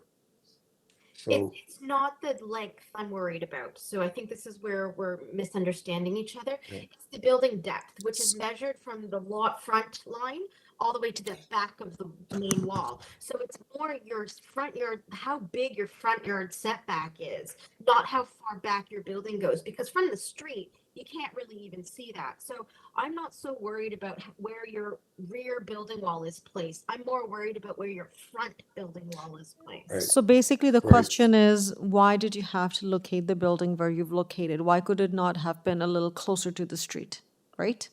Where the previous building in line with was. the previous location of the front wall. Right. Well, the previous building on the site was actually substantially in front of the property at 42. So it was brought back to be behind that. You'll see that where the dot is, that it was in front of 42, and it's been moved back so that it's probably 6 meters deeper than the property at 42 in terms of the front wall. It's almost like the flip of it. Now you've moved it It is, far yeah. back as it was projecting. But that being said, it like to the north of you, it was very consistent to the north of you.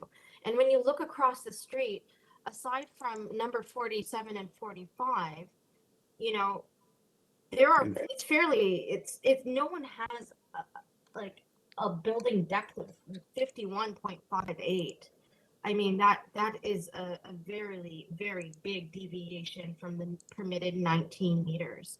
And like I said, it's not the detached garages, it's not what you can see from the back, but it's how you're impacting the streetscape on the west side of Cedarview that I've got a little bit of concern with.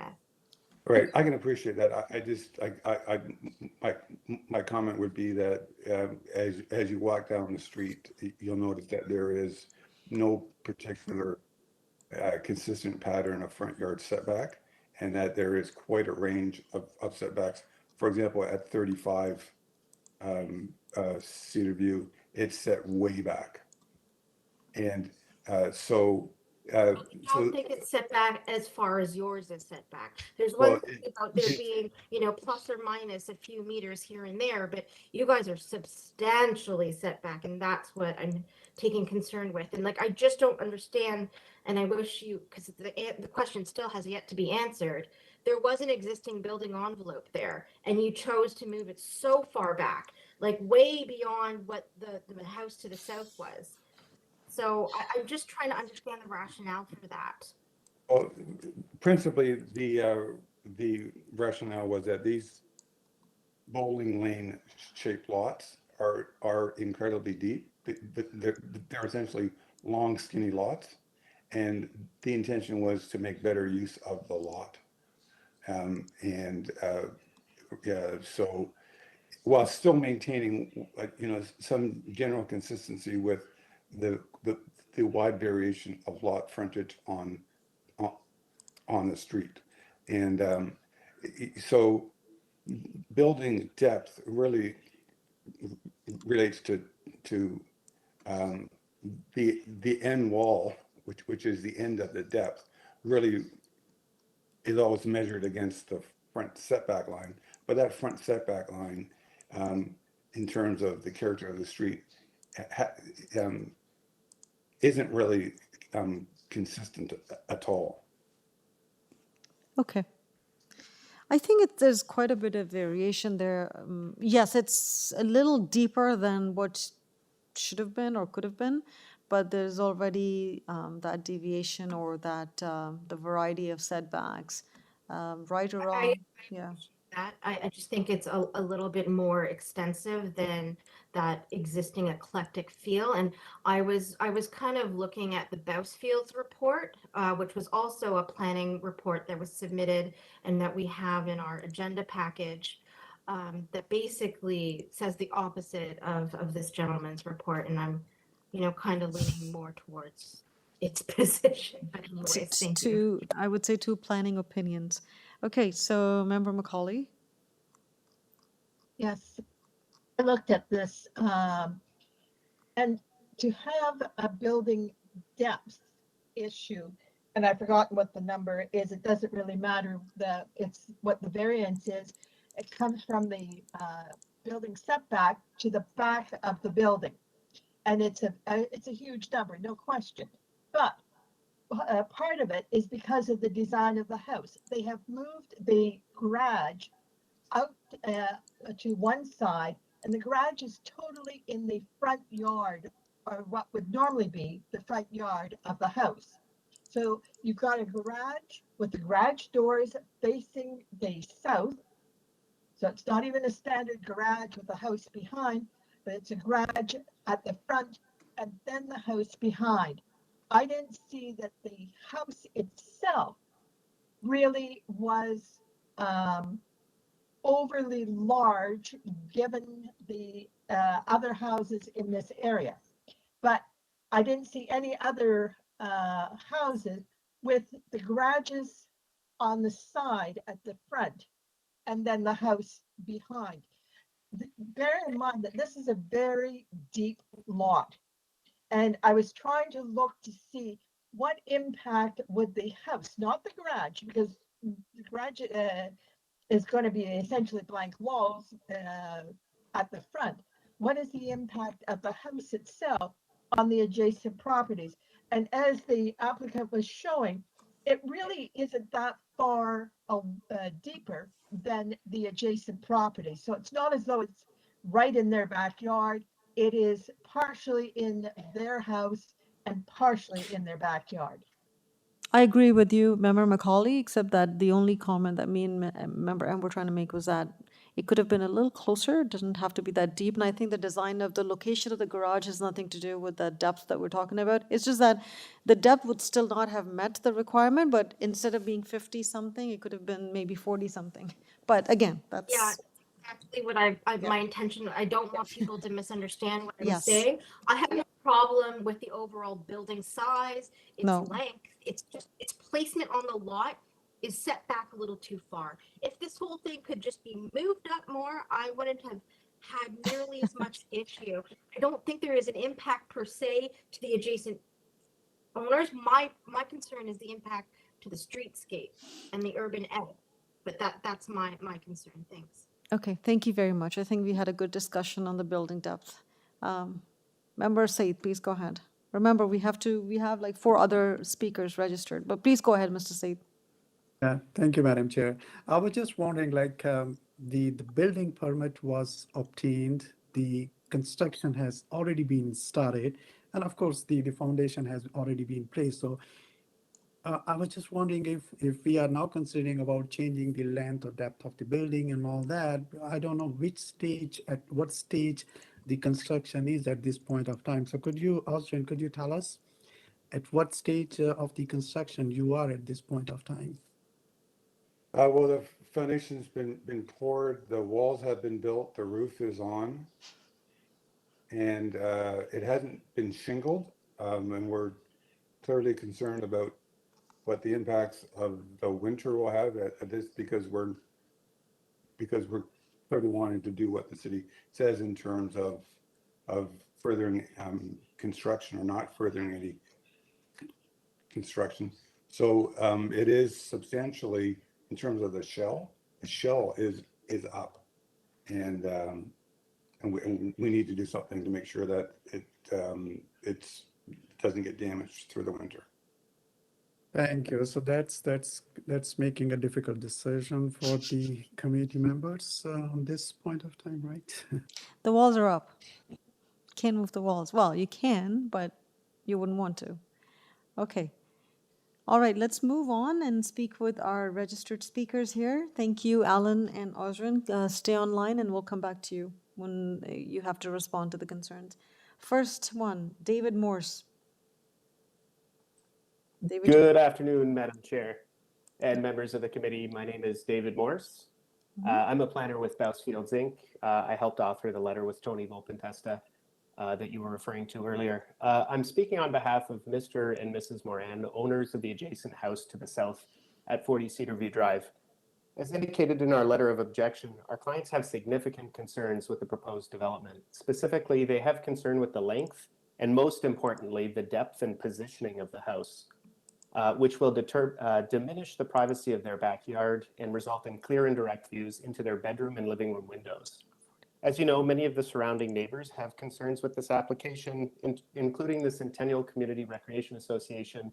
Both of the immediate neighbors to the north and south at 40 and 46 Cedarview Drive will be most impacted, and 17 other neighbors who have expressed their concern via letters of objection submitted to the committee. There are 19 objectors in total. I want to clarify that while the applicant has submitted letters in support of this application, several of the supporters have since rescinded their support and/or submitted letters of objection subsequent to a more detailed review of the application and the fact that they can see the house being constructed today. It's my opinion that the proposed house does not meet the 4 tests established by Section 45(1) of the Planning Act, and in fact, it doesn't meet the first test. Each application for minor variance is required to meet 4 tests both individually and cumulatively. If even one of the tests is not satisfied, the requested variance must be refused. The proposed house doesn't maintain the general intent and purpose of the official plan, as its length and depth are out of character with the neighborhood. This is the result of the location of the house and its distance relative to the street. It's precisely tied to the front yard setback. In his covering letter, Mr. Ramsey stated that the proposed dwelling has a front yard setback of 29.3 meters, which is 23.4 meters further back than the minimum required setback. While he's correct that large front yard setbacks are common in the neighborhood, the majority of the houses follow a consistent pattern of front yards that aren't as deep.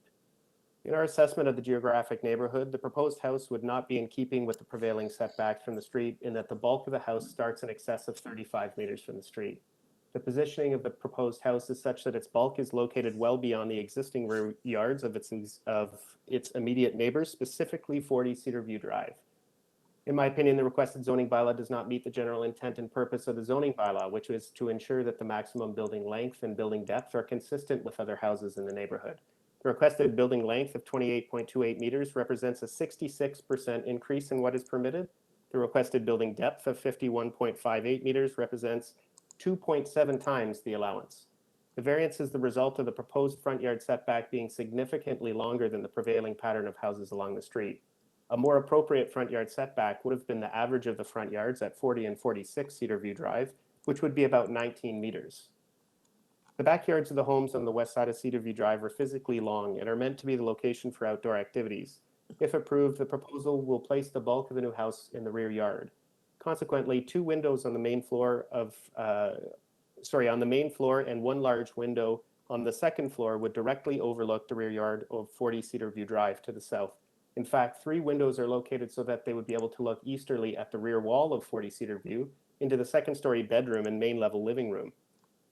It's also my opinion that the requested variances are not appropriate and they're not desirable, as they will introduce a form of development that is out of character with the neighborhood, resulting in adverse impacts on the adjacent neighbors.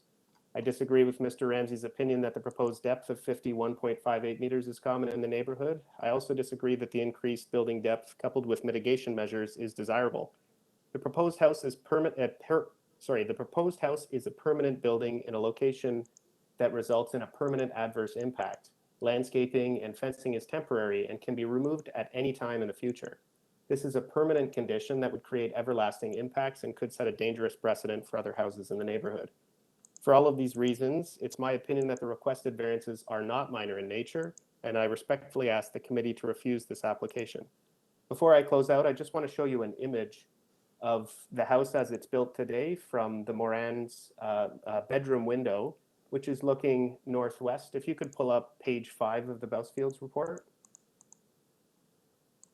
That was exactly what I was going to ask Katrine to do, because I think it really shows well. And I also wanted to take back my previous statement that I said to Member Macaulay.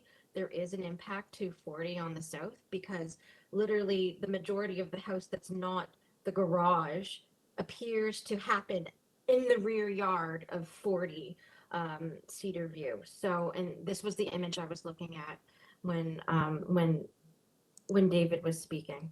And so you'll see like that entire house is in the rear yard of 40 Cedarview, and they have direct insight into their backyard and into the windows of their house. So once again, if this house was situated closer to the street, this would be all mitigated.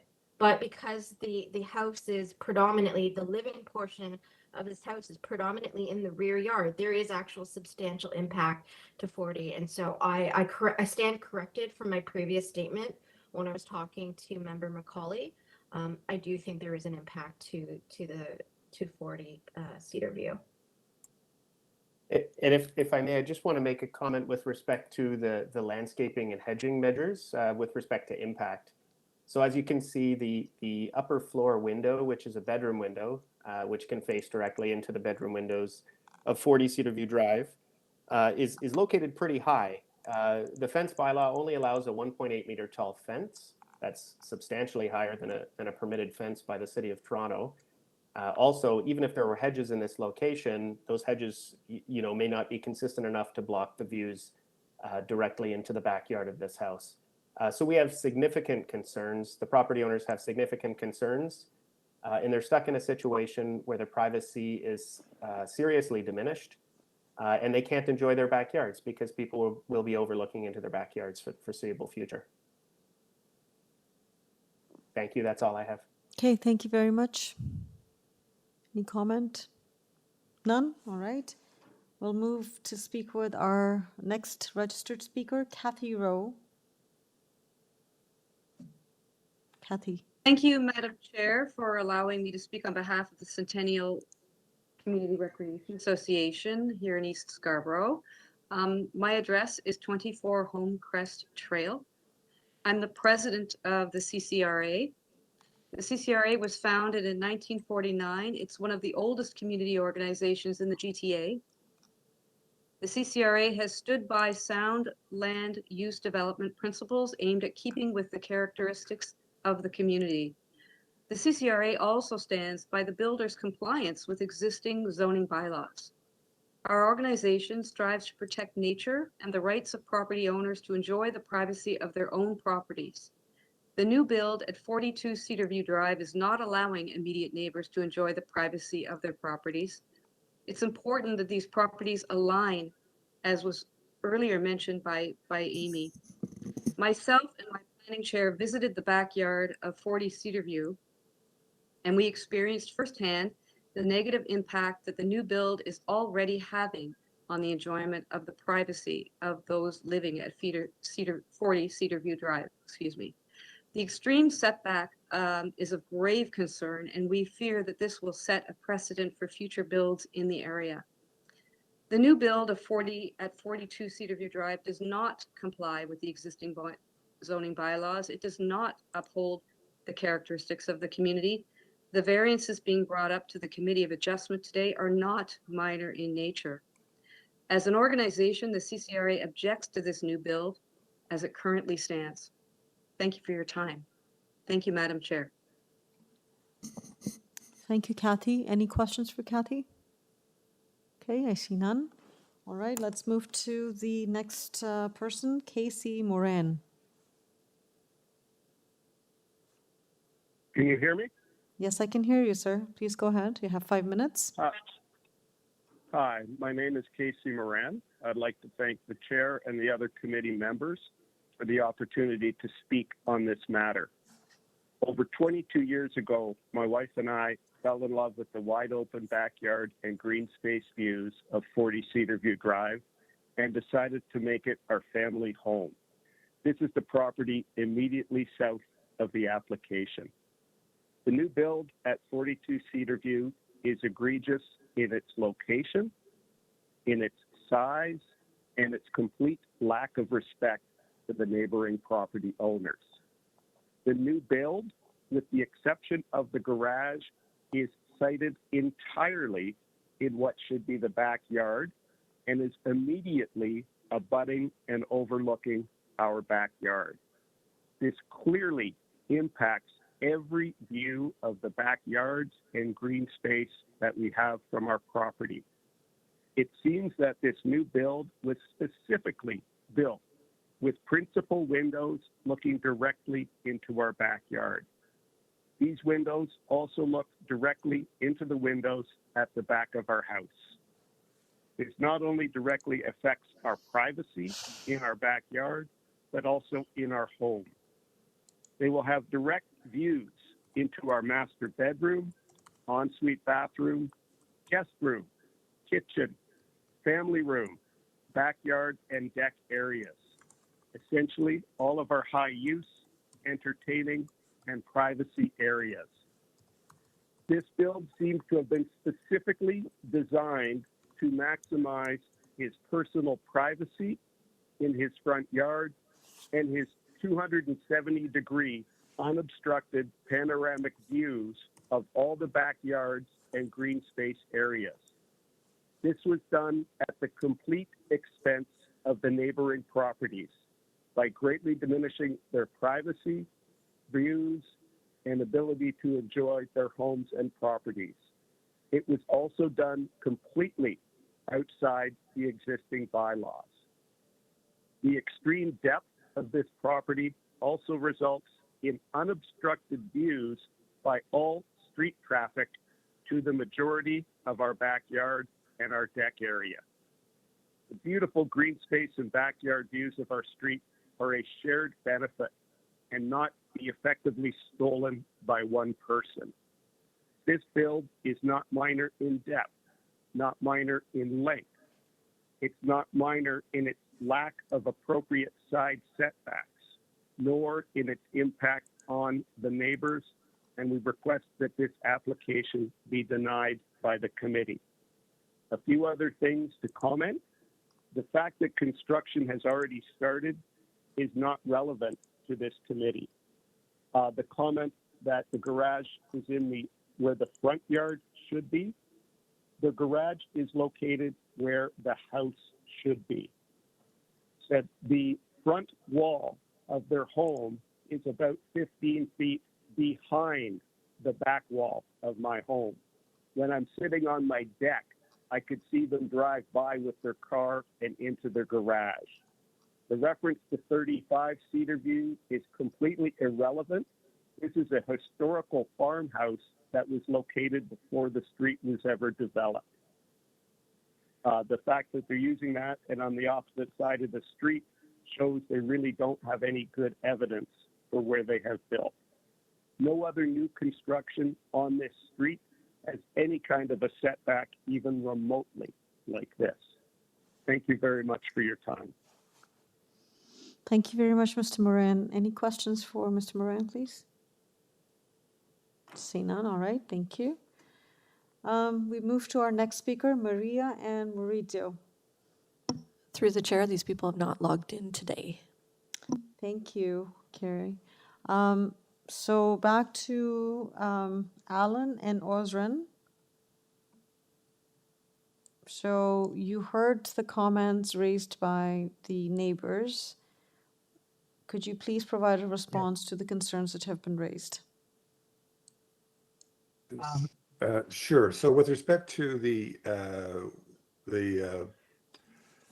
privacy issues and the views into the rear yard and into the dwelling, particularly at 40, if I could have page 15 of my planning brief put on the screen, that would be appreciated.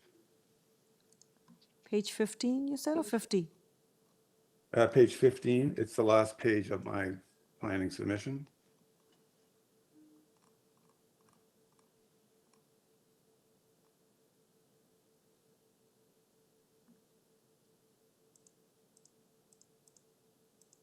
Mm-hmm. It's the sorry, it's the next The next one.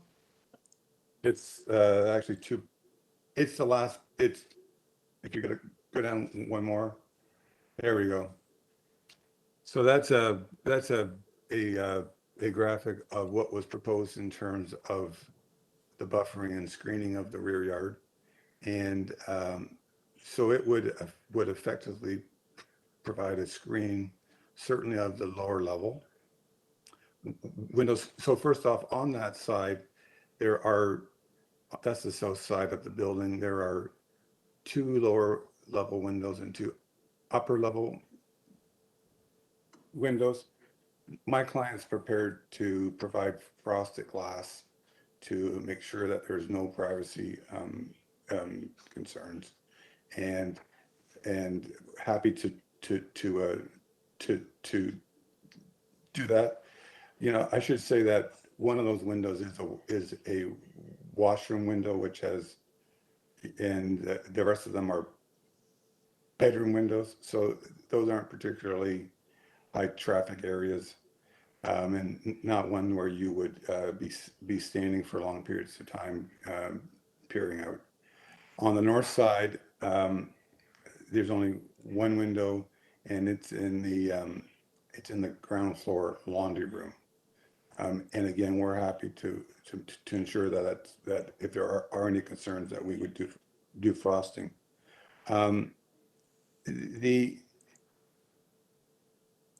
Yeah, so that's it. I mean, I don't, I think there's a difference of opinion with respect to amongst planners, and that happens all the time. So I'm not going to try to refute or rebut Mr. Morris's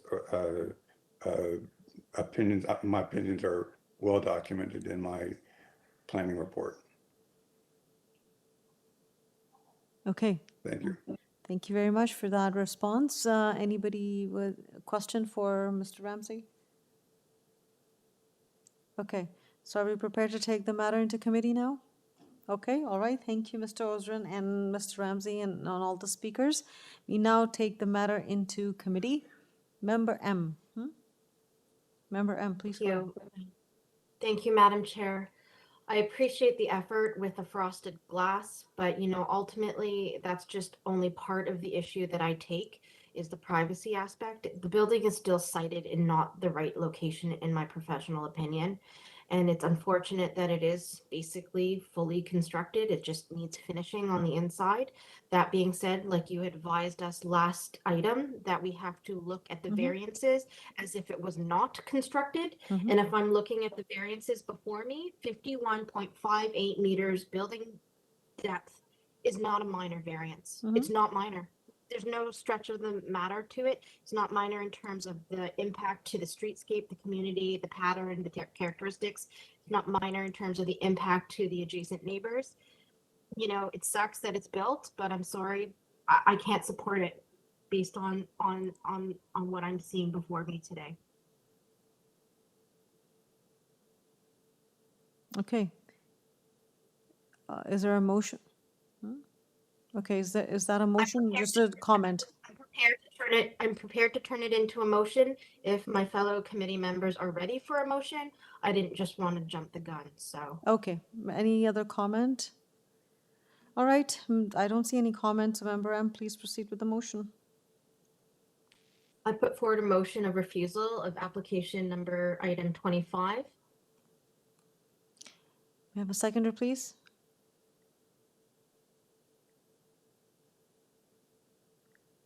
Member McKay. It's an unfortunate situation, and too bad windows couldn't be bricked up. But I do second the motion to refuse this application for the reasons set out by Member M. All in favor of this motion? All opposed? Okay, Member McCauley opposes the motion. The motion is carried and the application has been refused. Thank you very much for your time, everyone. Okay. The last one is 39 Meadow Avenue. This is item 28. Item 28A, B, and C. And this is a consent application and associated minor variance application. So we have Peter Jerusik. Hello, committee. Hello, Peter, how are you? Good. Good. So we have you last on the agenda, but not least. Would you like to present or go directly? Yes, I'd like to present. Okay. Please go ahead. Okay. So first off, I thought it'd be clarified maybe at the beginning that this application was before the committee last month and it was approved. And we're only coming before the committee today because of an issue regarding the GIS software, and notification was not reached to all the required people under the Planning Act. Okay, so this was approved by the committee last month, and due to as Katrina has put on there, there was not improper notice given. So I'd like to start off my presentation by stating that with the approval of October 20th of this, this application was found by the committee to meet the 4 tests and was approved by the committee. And this, as we have presented it today, is the exact same application as amended at that last month's meeting that is before you today. If Katrina can put up the map that I provided, the comparison of lot sizes. There's a drawing that provided to the plan to the Committee of Adjustment as part of my presentation that looked at the lot sizes. Now, this community has quite a bit of small lot sizes. In actual fact, 68% of the lots on Meadow do not comply with the 6 meter required setback, 6 meter required frontage. The 68% of the lots on this street are actually smaller than the requirement under the bylaw. And 40% of those 40% of the lots on the street are actually smaller in frontage than our proposed lots. On Blantyre, we do have properties just backing onto us on Blantyre. 58% of those lots are also below 6 meter requirement, and of those lots, 33% are actually smaller in frontages and area than our lot as well. We are before you again on the committee, as I mentioned, because of the fact that we had there was a notice issue. On that previous meeting, we had a couple of members of the neighborhood, especially on Blantyre, that had concerns about eaves troughs and overhangs, which we've addressed. In addition, we had issues regarding forestry, which was resolved and did come before forestry this second time. And in a bit of a confusion, the forestry department has provided initially on the 10th of November, 7 days ago, support for the application with providing the committee only the conditions to add as part of the committee. Only on the 15th, 2 days ago, was another letter provided, again requesting refusal due to the fact that they're concerned about that one elm tree on the city property and the effect of the reduction in landscape open space. So in light of that situation, I spoke with my client last night. We're ready. We're willing to make the house even smaller to make variances number 9 on both parts to eliminate them, which is the requirement for the required soft landscape is 75%, and we're proposing 62. We will be in compliance. We will modify the front. We'll make the house smaller to comply with the front yard landscaping. In addition to that, on the previous meeting, we also put on the plans which were provided the permeable pavers. I don't know if Katrina can put up the site plan, our site plan with the tree. Our site plan, I think it's called Revised Site Plan October 26th in your files.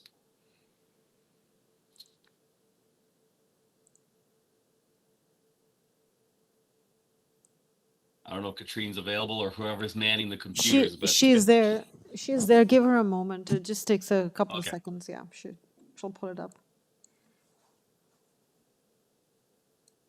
So what did you say it should be titled as? It should be titled as... It's in the AIC and it was titled as a site plan. Yes, so here it is. So this was the revised site plan that brought our coverage, our soft landscaping down to 62%. That circle at the front of the property there, which, yes, right there, that circle is actually the 1 meter larger than the tree protection zone required for that tree. That tree requires about a 4 meter tree protection zone, and then I offset it at another meter to make sure I'm not impacting on the house. Now that is 62% lot landscaping.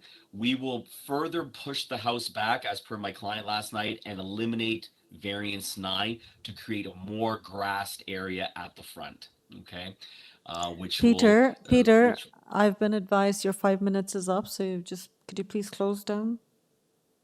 I contend again, this was approved previously by the committee. So in terms of the 4 tests, this project last month was deemed to comply with it in agreement with the committee, that it met the 4 tests, and I contend that it still does.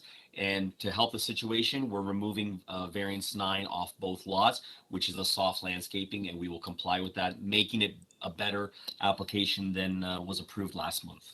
Okay, so if I can have a question, just a clarification. So I'm looking at your variance. So which variance number would that be so that everyone can... They're number 9. Number 9 on both parts. So number 9 on both parts. The minimum required front yard soft landscaping is 75%, and the minimum required sorry, the minimum required being, the proposed is 62%, so you're removing that from both parts. We will remove it from both houses because they're semi-detached. So if I push one house back, it only makes logical sense to make the other one mirrored. And So you're able to going achieve provide that, more soft landscaping at the front. and you're able to achieve that by reducing the size of the house? I will reduce the size of the house. I believe I have to cut it back by like 6 inches. Okay, and that's not going to affect any other variance? No, I'm making Probably not. everything smaller. Everything- Besides the fact, it might minutely change the coverage a little bit, but I will by making this, I think we can leave the other variances as they are, and just by eliminating it, I'll have to comply. If anything, everything will kind of go down, right? Correct. Less than what was approved. Okay. Correct. All right. I can't Okay. push the house further back either, so I can only make it smaller. Okay, all right, fair enough. So that's what I wanted to know. So for all of us, part 1 and part 2, variance number 9 is being removed. All right, thank you. That's all I wanted to know. Okay, so now can we go to the first neighbor, Fiona Clark. Hi there, Fiona Clark, 214 Blantyre. I'm opposed to building 2 houses because it will take the majority of the lot and go very close to the property line. And that also means a reduced frontage and lack of space beside and in front of the houses. So where will the occupants store their snow as well as garbage, recycling and garden waste containers? If 2 houses are built, they'll only be about 18 inches from the property line, is my understanding. And will all the construction happen without encroachment on our properties, and will our foundations be affected? And being so close to the property line, there'll be no access to the rear of the properties. Is this a safety issue? There won't be any room for ladders for maintenance, for example. If each house has more than 1 car, it's going to impact the already limited street parking. The increased height of the the buildings will cut down on the amount of sun we get in the back gardens. There's a lot of overhead wires back there. If 2 houses are built, I'm assuming that all of those have to be rerouted. I don't know what is there apart from Bell, but will that be done without impacting services for the neighboring homes? Okay, so as I gather, you've concerns with the proposed consent, so the 2 houses that are being built, and Yes. and all the other issues that you mentioned related to construction, utilities and foundation, all that, that's unfortunately beyond the purview of this committee. Should this application be approved and should construction proceed? Well, first of all, they have to get approval, so for the approvals perspective, the building department will look at those things, like in terms of any conflicts with utilities or effect to adjacent properties for foundation and whatnot. So I can help you with the consent. I can't help you with the construction side of things. Okay?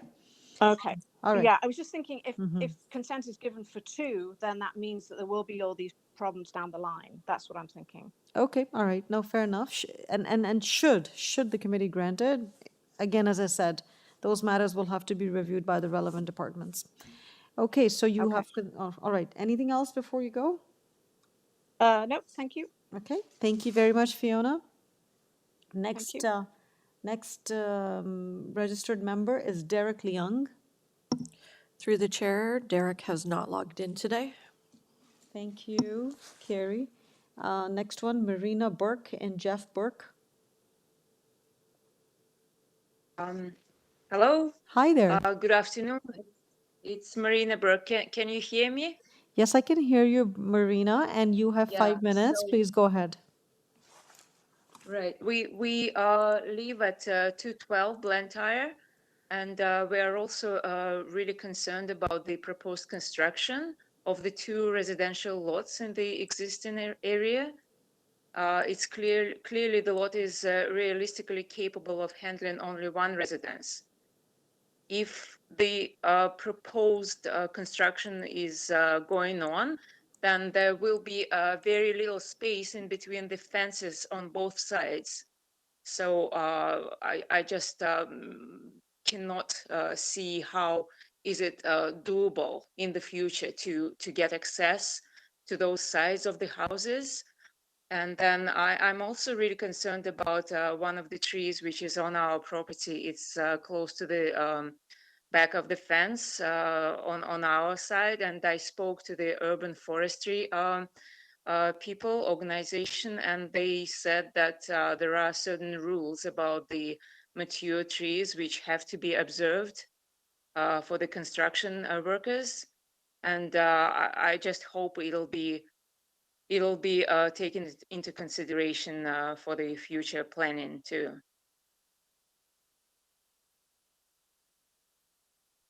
And I know that there was a lot said about this proposed construction in the neighborhood. There was a petition going on just opposing to building up two residential, two houses on the lot. And we will be really happy if the lot is being filled in, but just under certain circumstances. Thank you. Sorry about that. Staff were advising me of something. I apologize. Okay, any questions for the speaker? All right, I see none. Well, thank you so much for your time. We will move to our next person. Graham. Okay, Graham, are you there? Yeah, I'm here. Can you hear me? Yes, I can hear you. Please go ahead. You have 5 Thank minutes. you. Good afternoon, committee, and good afternoon, Madam Chair. I'd just like to read basically what my opinion on this development. First of all, I would like to thank you all for rescheduling the hearing and allowing us all to add our opinions and oppositions to the proposed development. For those of you that are not aware, this hearing was originally conducted on the 20th of October. I was not notified of the meeting, and after reviewing the documents related to the hearing provided by one of my neighbours, it was determined that on the R plan, the proposed property being developed was actually my property, and in the wording on the public hearing notice, it was identified that my property was being demolished to make way for the proposed development. When I identified this error to Katrine Darling, she confirmed the error, and as we all know, promptly a scheduled new hearing was made. What this mistake has identified to me is the total lack of study, review, and investigation related to this proposed development. This concerns me significantly, as I feel that the development was being pushed through with no concerns or considerations for the local homeowners. From my individual perspective, being the immediate homeowners to the west on Meadow Avenue and speaking for the homeowners that back on the property from Blantyre, the proposal to sever the property and build two homes, being a semi-detached building, is unacceptable. Based on the property being severed and all the variants applied for, we will have a building that will be set back into the property with basically a wall on the west and east side, almost up to the property lines and also considerably into the rear of the lot. My home on the west side has two windows on the east side, which will be totally blocked off from any light. The proposal for the building is to set it back on the property due to a city tree in the front of the property, and the height and length of the building will be greater than the existing bylaw. Due to the increased length and height of the proposed semi-detached building, it will be extended back past the rear of my home by over 5 meters, with the existing home to the west of my property, which extends past the rear of my home, which I do not object to, as it has been there as long as my home has. And the 7-story condominium building built recently at the bottom of my property, enjoying my deck and garden, will be considerably compromised. In fact, my deck and backyard will be like a bunker-like atmosphere with reduced sunlight. There is also a proposal to remove 6 trees at the rear of 39 Meadow Avenue. From my perspective, this would not be an issue if the developer proposes to replace them.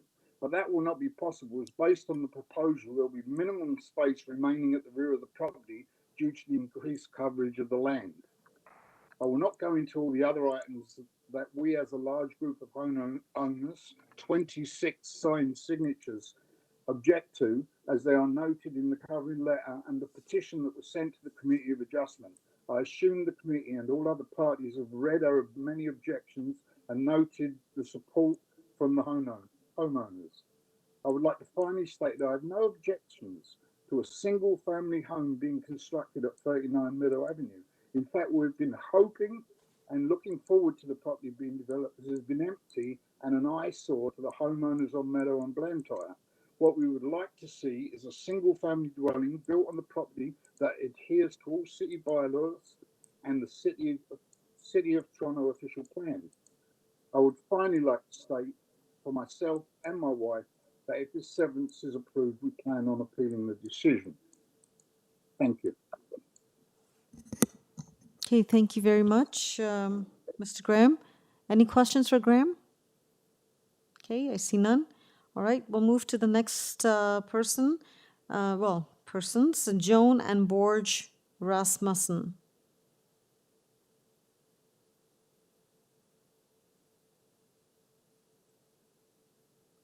On my husband. Like everyone else, our main concern is the subbing of the lot is too small for two houses. We prefer one. We've lived here for more than 40 years and have a mature pine tree approximately 60 feet.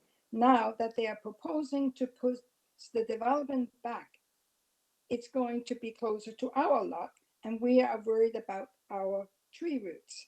A forestry representative for the building measured our tree and told us they can't dig within 4.5 meters of it. So can you please tell me exactly how close to the development will be? There are currently 6 mature trees on the lot. We have lost a lot of trees as of late due to the condo at 1100 Kingston Road that we have to live with, but there were trees there. Now they're going to remove another 6.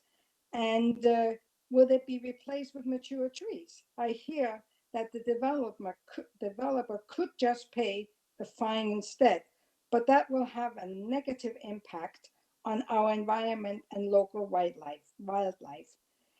If I feel that they're going to get too close to our tree when they dig, can you please provide me with a contact that I can call ASAP? That's all I have to say. Thank you for your time. Thank you very much, Joan. I appreciate your comments. And when we go to the applicant, we can certainly get that information for you in terms of contact. Okay. That brings us to the end of the list. I hope I haven't missed anyone here. Now we go back to Peter Jurusik. Peter? Hi. Yeah, I could address it. I would ask Katrine to put up that comparison lot that I asked at the beginning of my presentation. So as I speak to some of these issues, if I can have that lot size drawing that I put up, Katrine. In terms of Fiona's questions regarding lot frontages and the distance of the houses to the property line, we are within our required setbacks. So we're not asking for variance. 40.45 meters is the required setback here, and that is what we are proposing here. So we're not requiring a side yard setback. So that access to the back, that is all within the bylaws here. She touched upon street parking issues here. This currently in front of our building, in front of this lot and on the street, there's actually a no parking sign. So parking is not allowed in front of our building on our property at the moment. However, adding these 2 dwellings, they will have both a parking spot and a garage, which will have the additional 2 parking spots, which will not congest the property for these owners of parking, because they will have 2 parking spots on their own property. But regardless, currently in front of the building, there's actually a city sign saying no parking allowed. So we're not impacting existing parking on the street, as there is no parking allowed here, but we will benefit the situation in terms of our property. It'll be a zero influence here, because we will be providing 2 parking spots for each unit. Regarding 112 Blakely, I know there's some trees in the back. As I see on the aerial photos here and on the street view, that tree that she mentioned that's in the back corner, it's closer to her property, and it's not even within our backyard area here or our building footprint. So there should not be concern about that mature tree because it's well into our backyard situation. Regarding the heights of this issue, there's concerns about the height. These are semis, so the maximum height of the 9.5 is actually at our property line between the two semis, not at the edges that impact the neighbors. So the 9.5 meter height is actually at, because they're semi-detached, are only right at the middle property line between our two semis at the common wall. That height does not impact anything for our on the neighbor's side regarding that. And just to reiterate in closing with all these comments here, is that again, this was approved in October 20th. That was mentioned by the neighbor Graham Freed, and the committee back then did agree that it met the 4 tests. And I leave it into the committee's hands. If you have any questions, I'm willing to answer them. Thank you, Peter. The last speaker had some questions about who to contact if she needs to get in touch with, during construction, or she made some comments about that. Do you have any information on that? Oh, yes. Because they're infill lots, if we proceed forward with the building permits, there will be an infill lot sign put on the fence as per the requirements of the City of Toronto, that all building department signs for infill lot have an information sign that says, if you have any concerns of what's going on here, these are the contact information and the builder. So that will be provided as part of the building permit on the property. As for the applications are online, and I'm as the agent, she can contact me as per on the application as submitted, or the client. Okay, thank you very much. Member Macaulay. Yes, Peter, I believe you said that you're not asking for any side yard setbacks.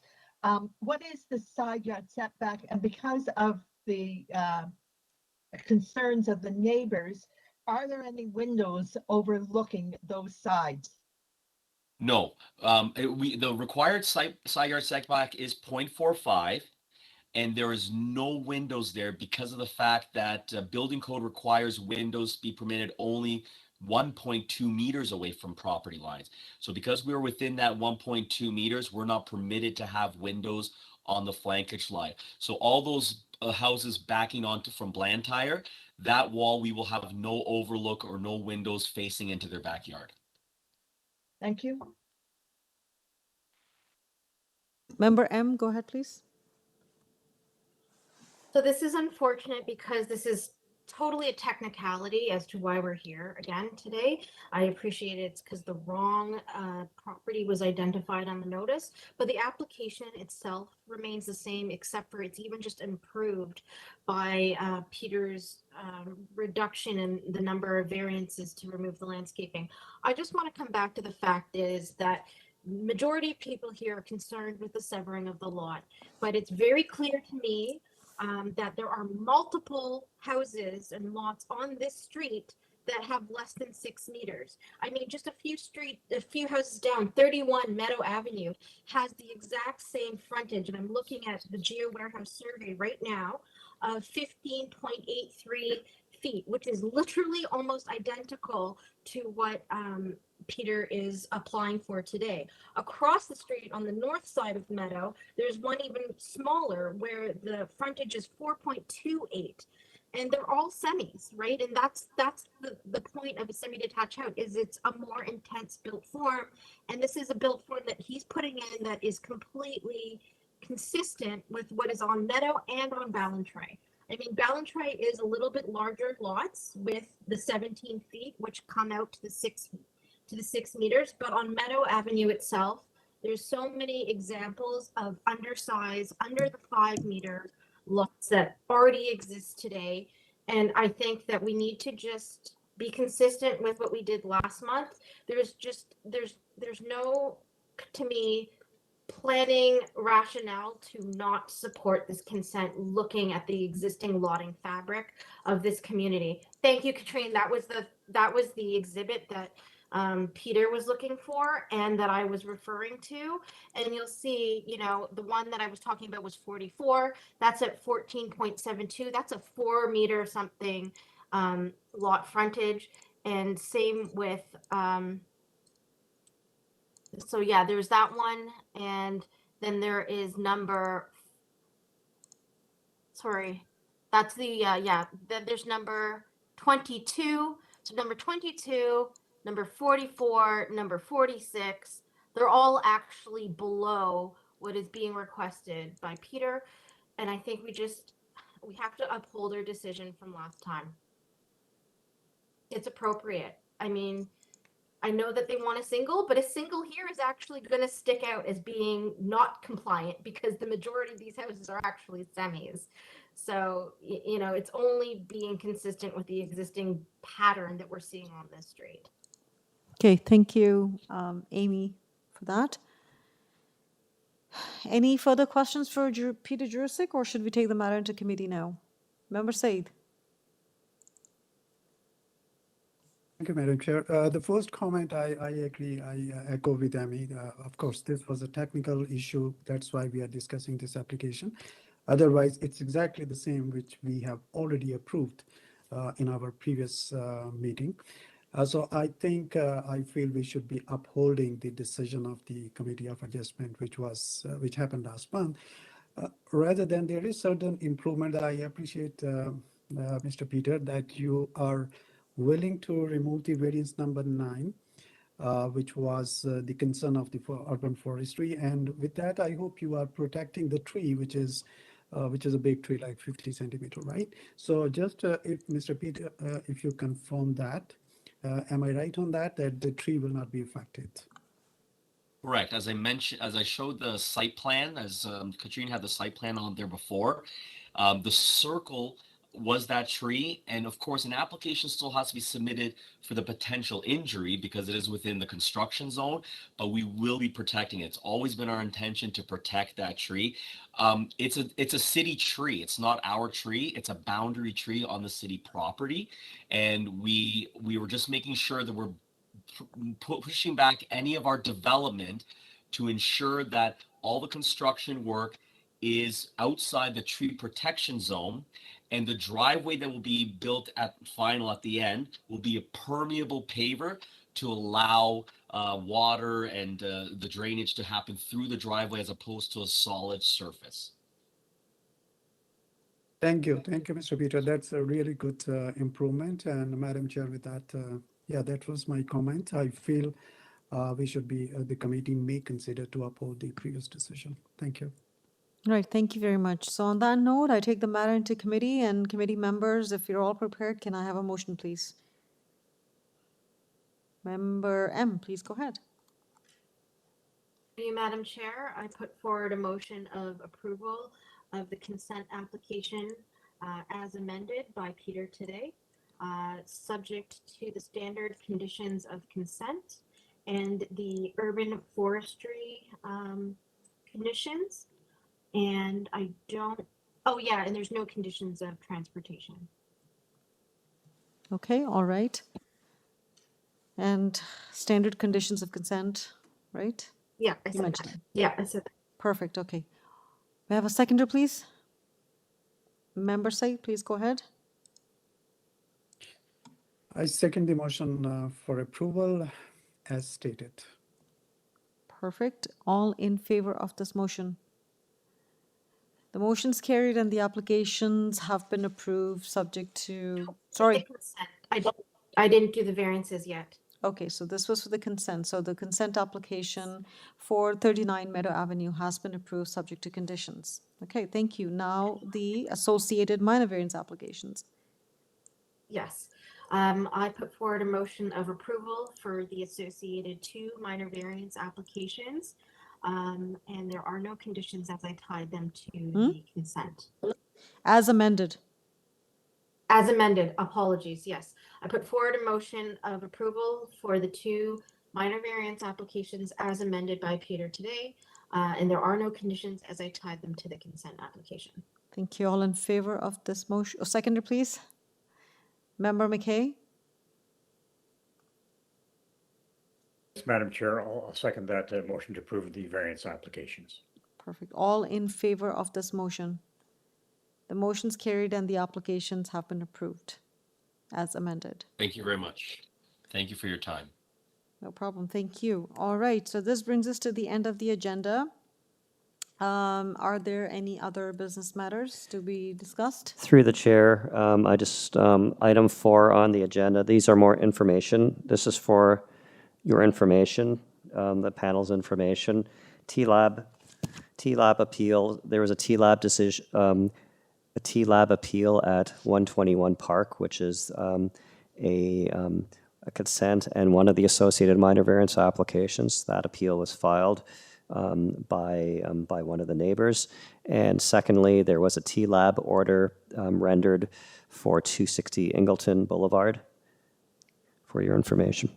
And that was appealed by the... It was originally, the application, the minor variance application was originally approved by committee and appealed by the neighbor.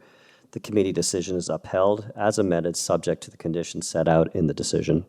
Okay, thank you. All right. Anything else that we have? Through the chair, the next meeting is scheduled for December the 8th. Okay, thank you for that, Colin. I had a question. Did we get a calendar yet? It is being, the 2022 Committee of Adjustment hearing schedule is, stay tuned, it will be finalized shortly. Okay. We had to wait until City Council approved their schedule first, and then all the other agency boards and commissions, those schedules will be finalized shortly. Okay, all right. Thank you for that. Before we adjourn, Yes. Before we adjourn, I just wanted to say thank you again, both to my panel members as well as to staff, as staff was not at our briefing session this morning. I wanted to say it was such a pleasure to serve on this panel and work with all of you. And I'm very appreciative of your acceptance of me chasing after other endeavors in my life and to try to sort of broaden my life balance. And it's been an honor and a pleasure to work with you guys. And I wish you guys all the best for the remainder of your tenure, which I believe is another year and a half. And I'm sorry I can't go through to the close with you, but I'm sure you guys will do great things and continue to uphold the best. Well, that's your expertise, Amy. I'm sorry that you're going, but you have your reasons. So. Yes. Thank you. Thank you. I echo the comment. Your expertise and your knowledge and your contribution will certainly be missed, Amy, but all the very best in your endeavors. And, you're making a good decision for yourself, and that's important. Thank you very much. For those of you listening and curious, remember, Amy has resigned from the committee. All right. Thank you very much, all the members, and we'll see you all in December. Oh, the meeting has been adjourned now. Thank you very much. Good night, everyone. Bye-bye.